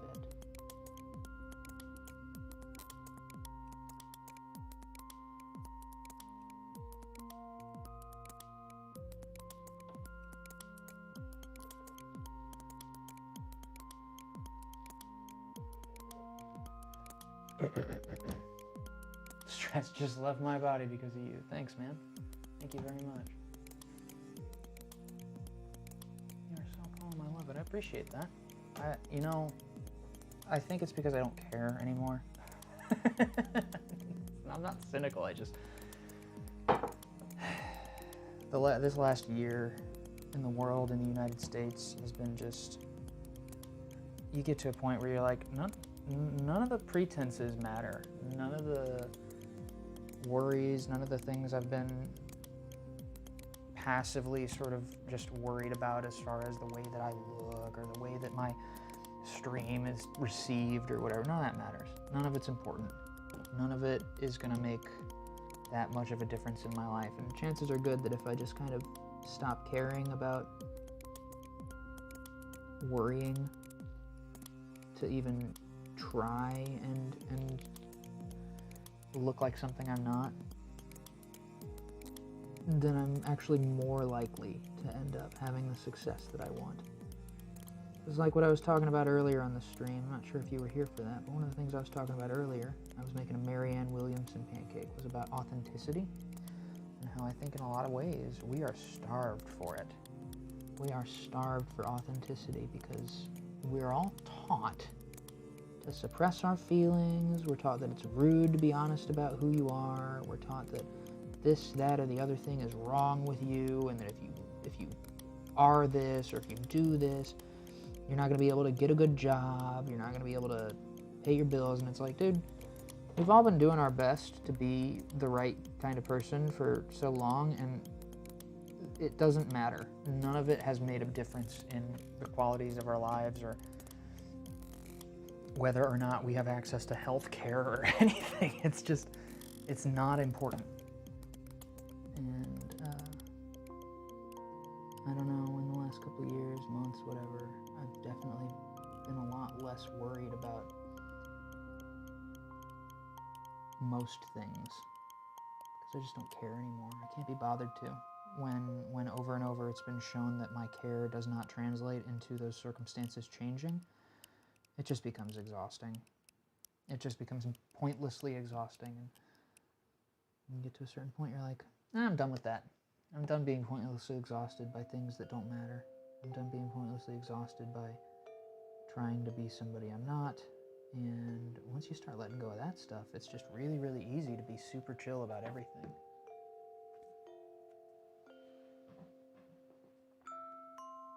Setting sun, well, I like that idea. I think I have most of the colors I need to do something like that, so that's a good call.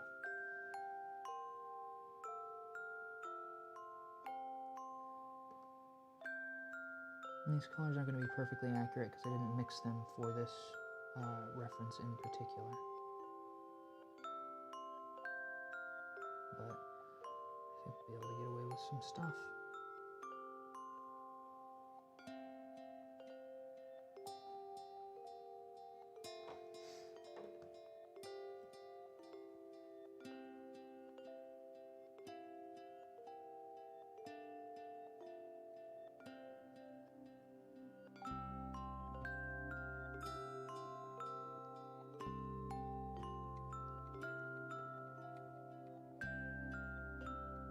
A little bit of green back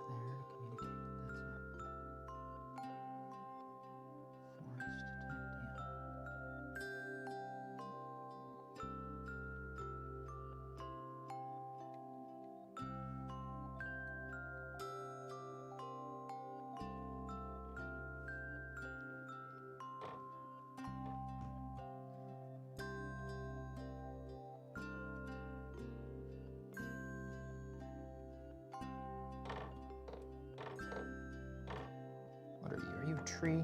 Sometimes it's hard to remember what all my designs were supposed to be when I put them down because the line art is so chaotic.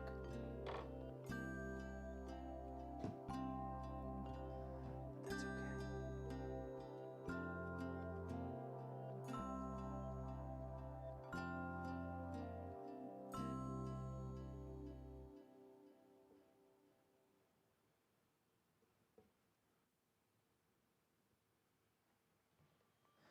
All right.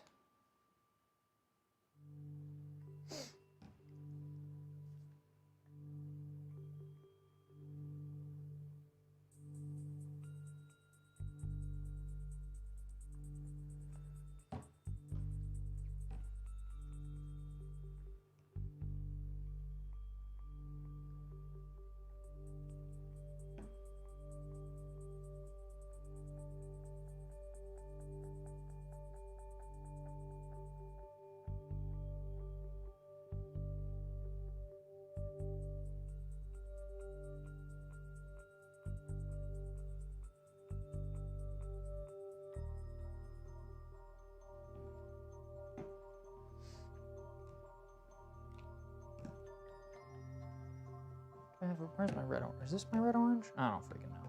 Nothing's real anymore.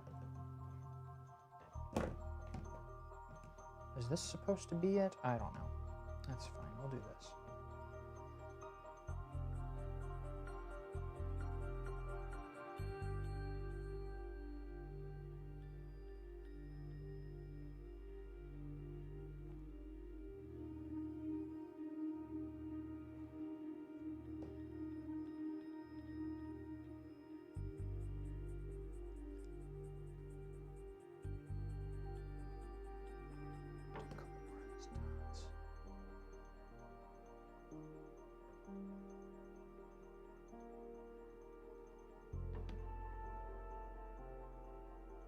It's going to be very, very colorful, very bright, shiny.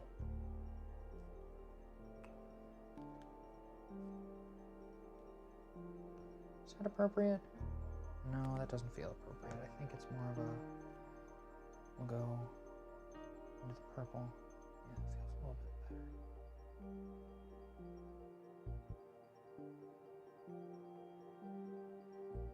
Into the blue,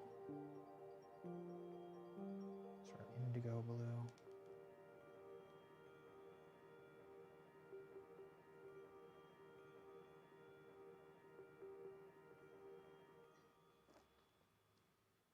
And then my darker blue as night encroaches.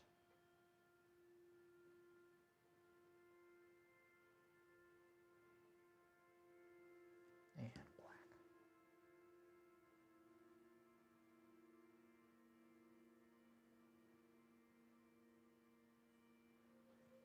Okay, so now I'm going to try and emulate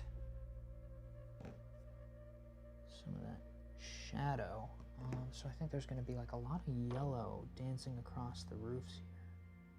That light there at the horizon is very yellowish, nice and bright there, just on the lips of these roofs. I don't know how well this will communicate. I think it'll be okay.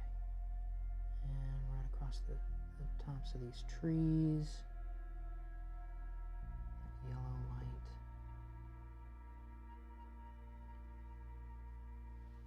How are you going to border this? Asks Willa. Yeah, that's a good question. Presumably somehow. In some special way. But I think I'll make that decision when I get closer to that.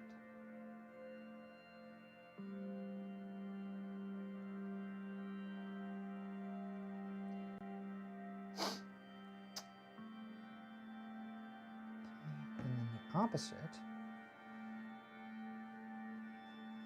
Seems like there probably won't be almost any white in these.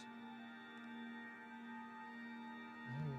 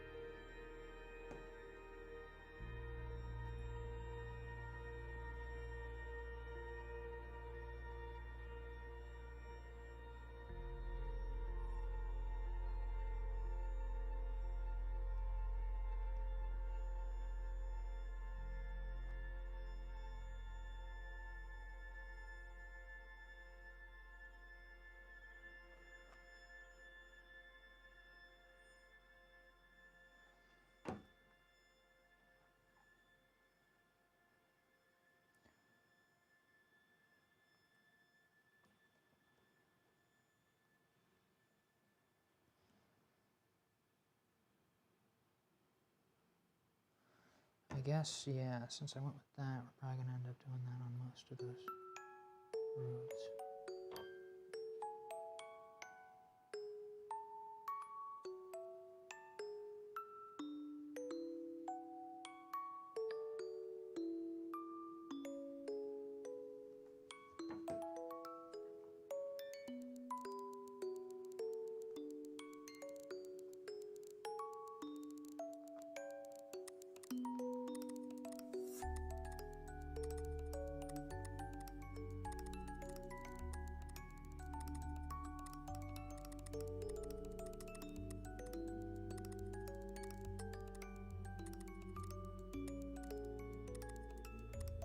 Chaos. I have no idea how it's going to end up looking. Should use some of this gray just to fill in this chaotic nonsense. I'm not really sure how well this is going to translate. Usually it's okay, right? Usually I can pull it off a little bit. Just put some colors up there.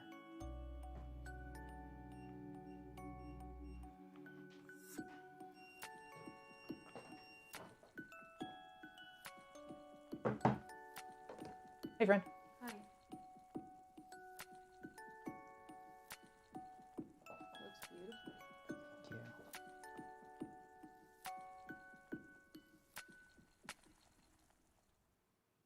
Okay. I don't have anything else. This will make for a great Christmas post. Yeah. Here we are.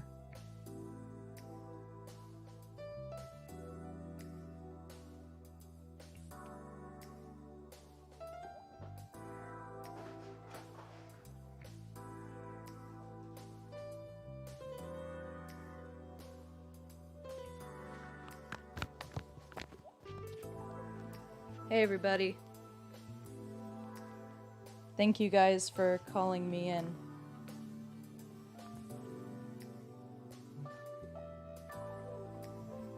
Rough up these edges a little bit.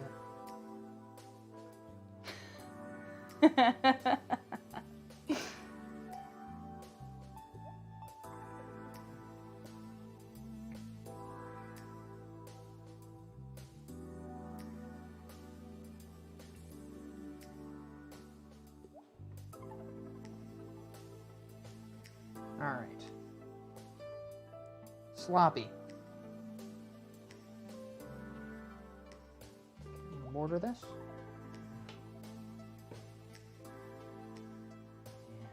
And use white as the back so that it makes it pop a little bit better. Hi Zigrith, Kyra. Good to see you. Hope y'all are having a great day.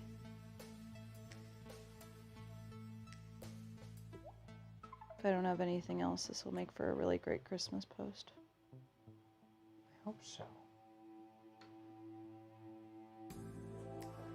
Hope it looks like a snowy town. Let me get you turning the heat on. Oh, you already did. Oh, it's okay. I'll do it again. Tell me when. Phone's freezing. Alright, and go.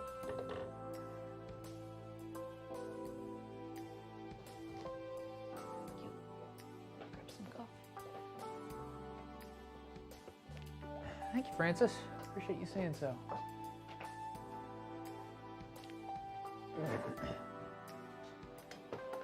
Have a good one, Chases. We appreciate you watching.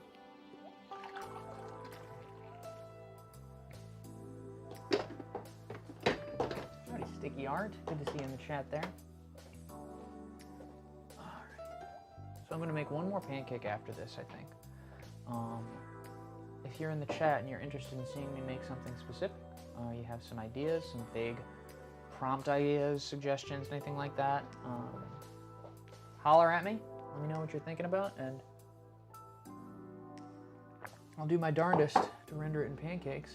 Sometimes folks will send out, you know, abstract requests like glitter, sunshine, whatever, and then I'll build something with that.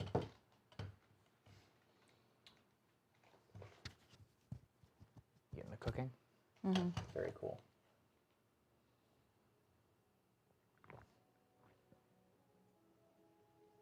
All right.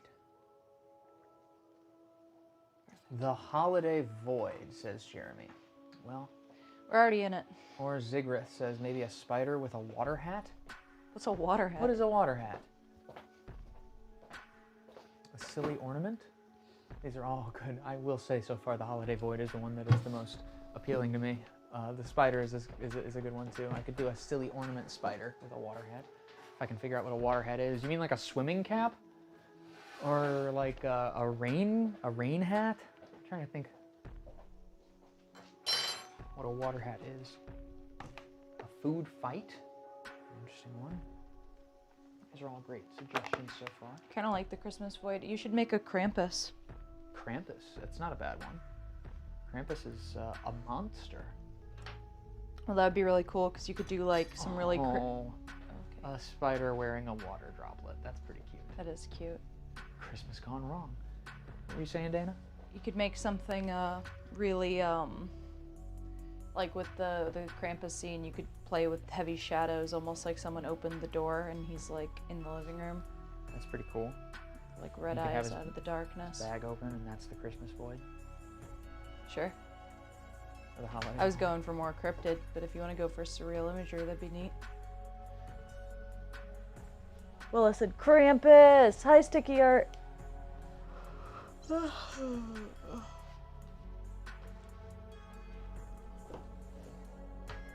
It's gonna be a cool part of the TikTok. I've never done it like this before. Neat.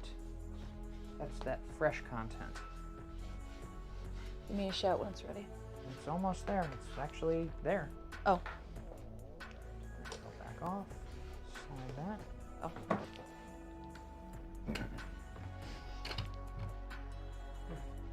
Ready, y'all?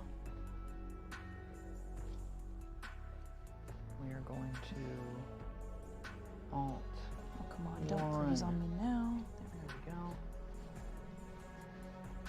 Ready? Yep. All right. 3, 2, 1. It's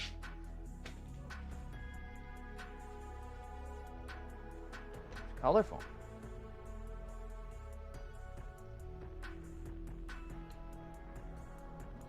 Well, let me see if that even worked.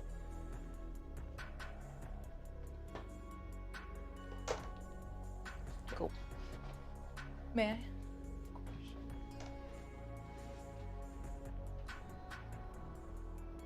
Glad y'all like it. That is really beautiful.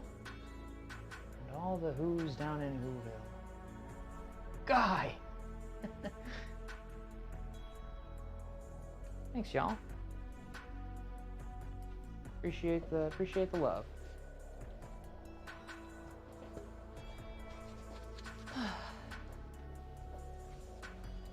Someone said Bob Ross. You should do a really festive Bob Ross. Of the man? Yeah, just his hair all decorated with ornaments. That's an interesting idea. You're an interesting idea. Thanks, Dana. I should think so. Oh, I should probably take a photo of this, huh? Mm. Just a hot tamale, y'all. Well, it says ugly sweater. I like that idea. Well, you were watching yesterday. I went to Walmart and I got that sweater. And can I really quick? Oh, sorry. Go ahead. I was just I try to take them up as close as possible for the highest resolution. But I wanted to wear it today, but it turned out to be a size too small, so I'm gonna return it. And get a bigger one.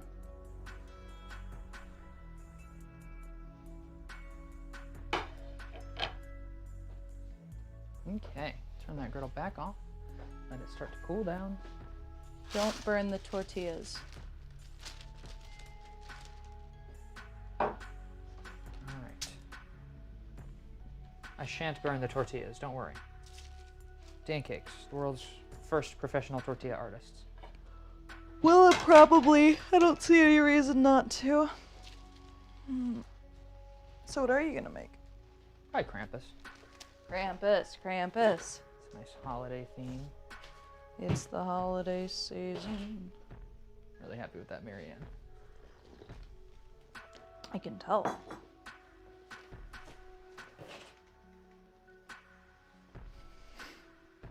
Okay. Let me find a great reference image here. And this will be my final pancake. Scooby-Doo-boo. It's the final pancake. Oh. I don't want to talk about Europe right now. Okay. Oh my god. What's up, friend? Let me ask if I can talk about it. In the meantime, there's some... Okay, so this is cool, because Krampus is just like a devil-looking holiday dude. That's pretty cool, because that gives me a little bit of leeway creatively on how I make him look. It's particularly cool. I mean, a lot of these he doesn't even have an outfit. He's just naked and covered in fur. It's like a wicked satyr.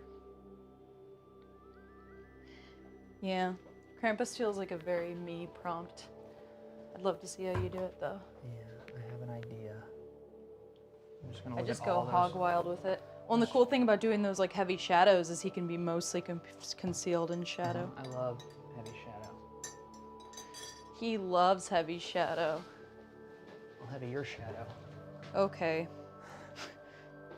You just make me fat. Just turn the clock to sunset. Shadows have some weight. I think I read that somewhere.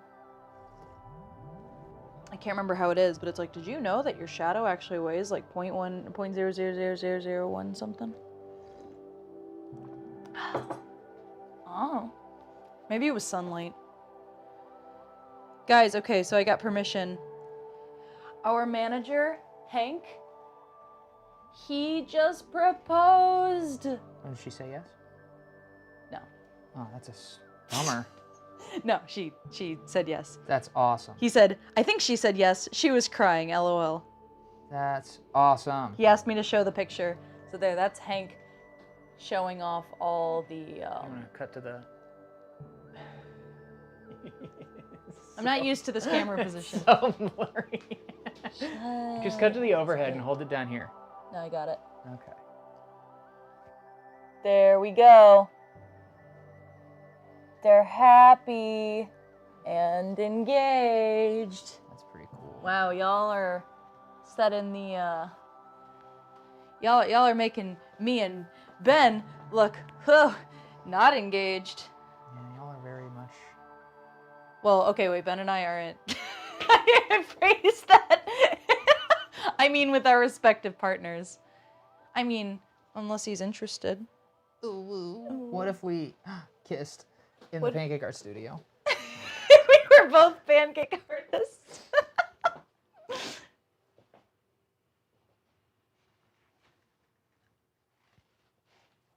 I mean, I would kiss all the Pancakes boys for $100 each. Is that all we're worth to you? I don't swing that way, so it's easy to like just lean into it. It's like acting. It's not like acting. It's like yeah, I'm gonna stop talking. I don't want to say anything mean. All the Pancakes people would kiss each other for $100 each, I think, and then we'd all have $1,200. Yeah. We have another stimulus check.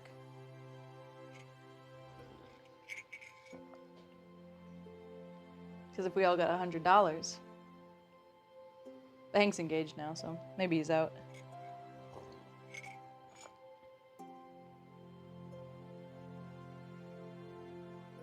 Is it Loki? It's Danpus. It's Dan Piss? I can tell you don't want me in here. I'm gonna go. It's not that I don't want you in here. Where'd you get that from? What's a softball? Did I say something wrong? I feel like I always say something wrong on the stream. Everyone's like, oh no, Dana, stop. Obviously you guys don't kiss your homies.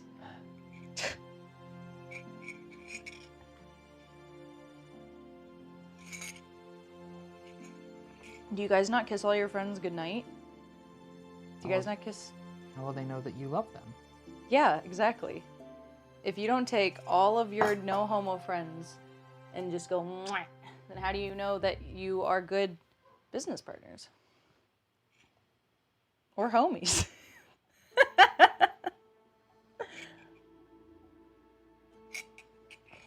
Oh, thank you, Jeremy. Okay, everyone kissing for a stimulus check. I don't get it still. Tip your waitresses.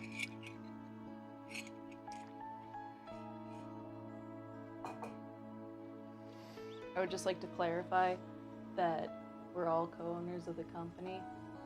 Because everyone assumes Hank's our boss.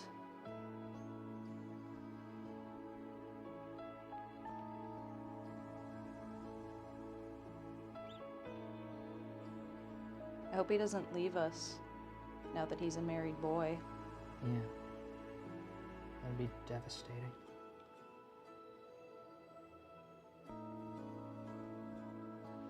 We'd have to do the Timon and Pumbaa song.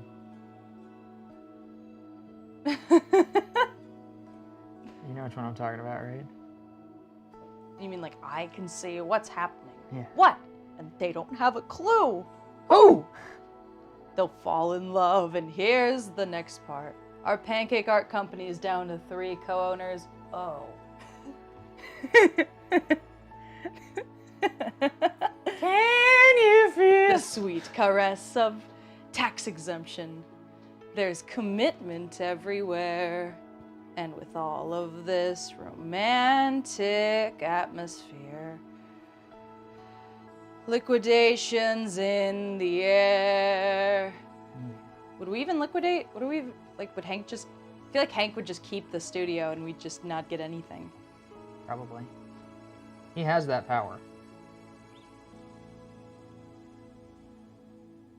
Yeah.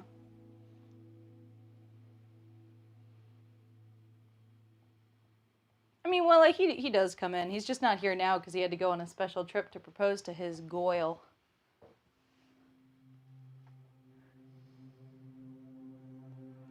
Hank's in here probably more than all of us. Mm-hmm.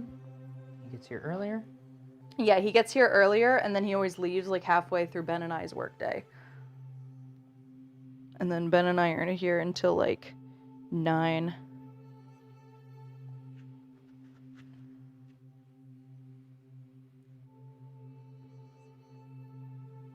Yeah, Jeremy, exactly.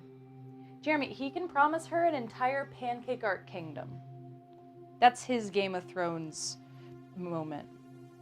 Like, take my hand, Jessica.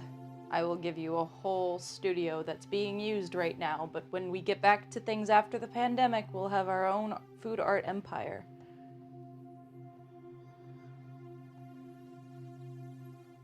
That's pretty romantic. I'll probably use that one myself.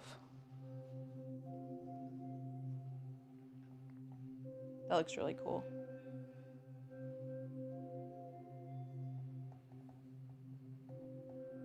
Thank you, Dana.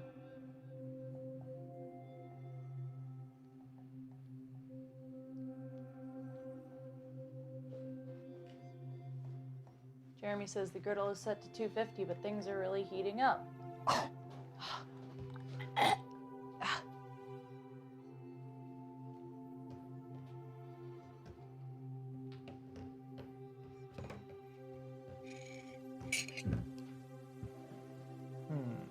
All right, I'm gonna go keep working.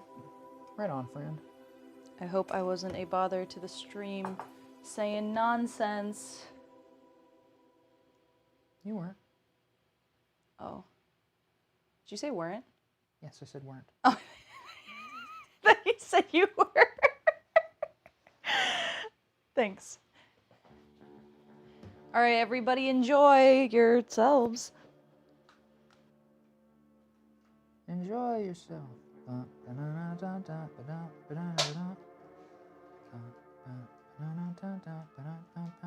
it said bless you nonsense. Thanks, Willa. But I didn't sneeze. Do you want more coffee? No, thank you.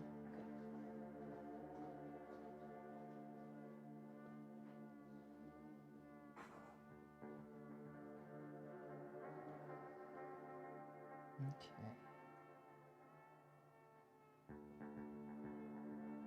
Krampus time.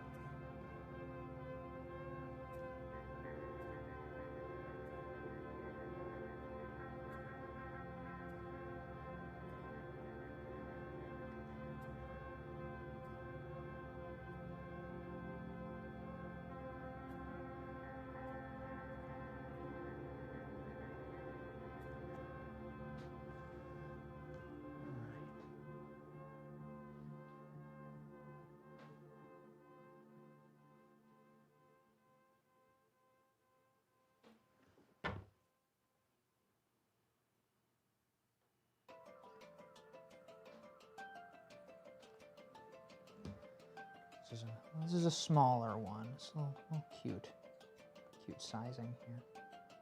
More of an emblem, full-on Krampus portrait piece. I think probably is the best in terms of the greens I have.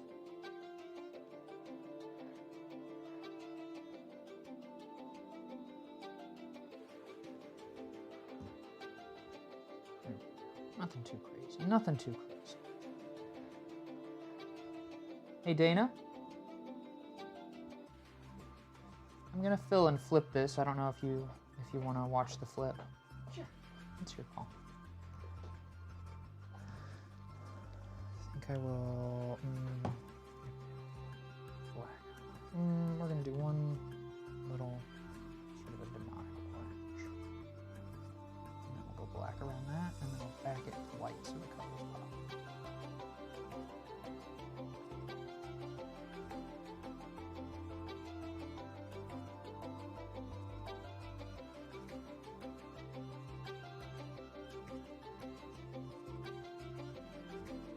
black.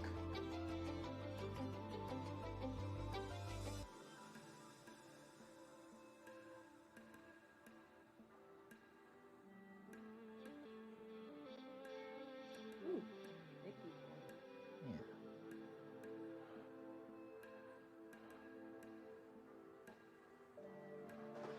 Bold. I'm excited. I got a text that said from, hi, I'm the 5th grade teacher for the class you're gonna teach tomorrow. And I asked her if I could just call her to, because she said, let us know anything we need to know. And last class, there seemed to be confusion about what needed to be ready. So I'm just like, can I call you? So I'm gonna call her in a bit. That's awesome. I just can't wait. I can't wait How to. much you love those classes. I love teaching classes, and this one's a 5th grade class. That's really cool. And it's just like, yes, please. I told Ben, it's like, I feel like the way I feel about classes is how you feel about streaming. Mm-hmm. It's just like, I live for this. Absolutely love streaming, so that makes sense. I'm glad. Taylor, I love having you watch me make pancakes. Thanks for dropping in and checking it out. We got 3 really interesting pancakes today, and after this one flips, this will be the last one of the stream, but we will do a little roundup. I like to get all the pancakes together and put them under the camera so y'all can take a look at them, and then I will sign off. I'm going to start capping these bottles because these colors are great.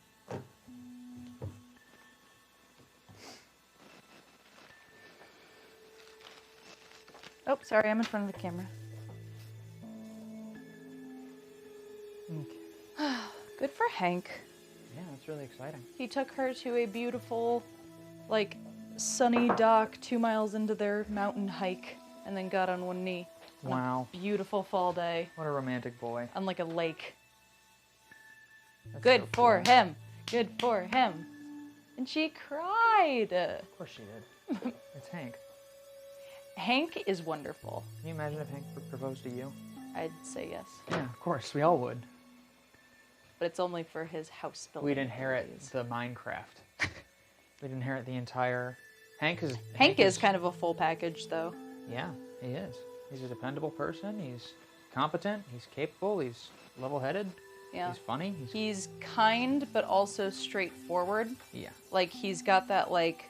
He doesn't have that, like, toxic masculinity where he gets real... If he gets mad, he, like, knows exactly how to, like, level himself and be like, you know what, guys, I need to be vulnerable because I feel this and this. Mm-hmm. And it's like, whoa. See, we didn't have to yell at each other, but he's not a pushover. He's one of the, like, most forward people I've ever met in the best way. Like, he can talk to anyone about anything in any situation.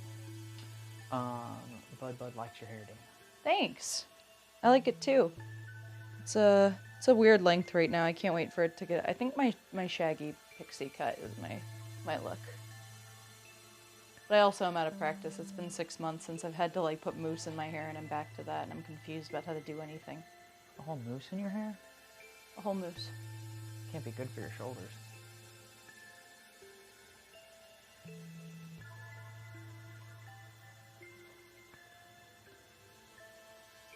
Hank is a machoke with Baneri tots as kids. Oh my god. It's funny that you say that. Maybe you were there, maybe we said it on stream, but we've said that Hank's Pokemon would be like a machoke.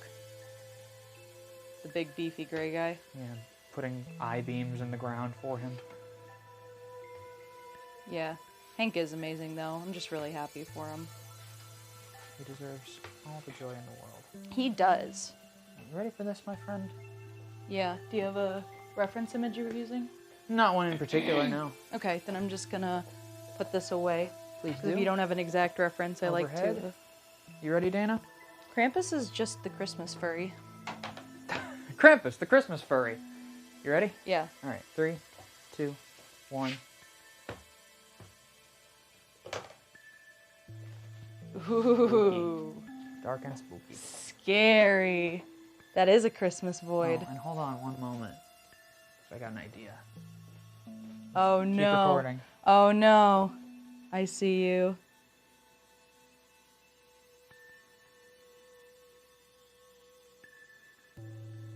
Just the one. Damn, that's horrifying. Hell yeah. It's a Christmas miracle.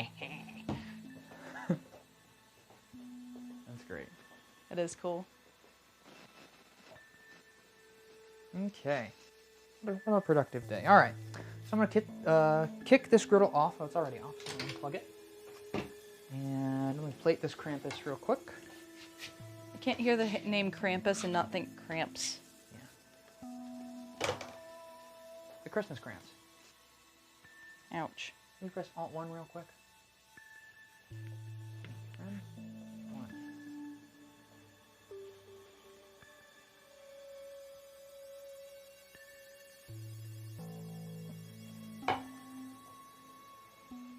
Very cool. Thank you, Krampus. Very cool. Okay. So, move that griddle. Grab some of the pancakes. They're already sitting on wax paper over here. Slide them into frame. We got Marianne Williamson. We got a snowy town. And we got your boy, Krampus. All right. Take a picture of all three of those. Great color scheme. Make sure that these are centered in that frame there. There we go.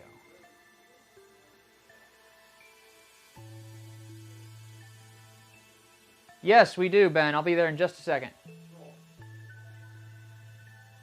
right, we're helping Ben edit. Ben Vogel's saying edit some stuff. All right.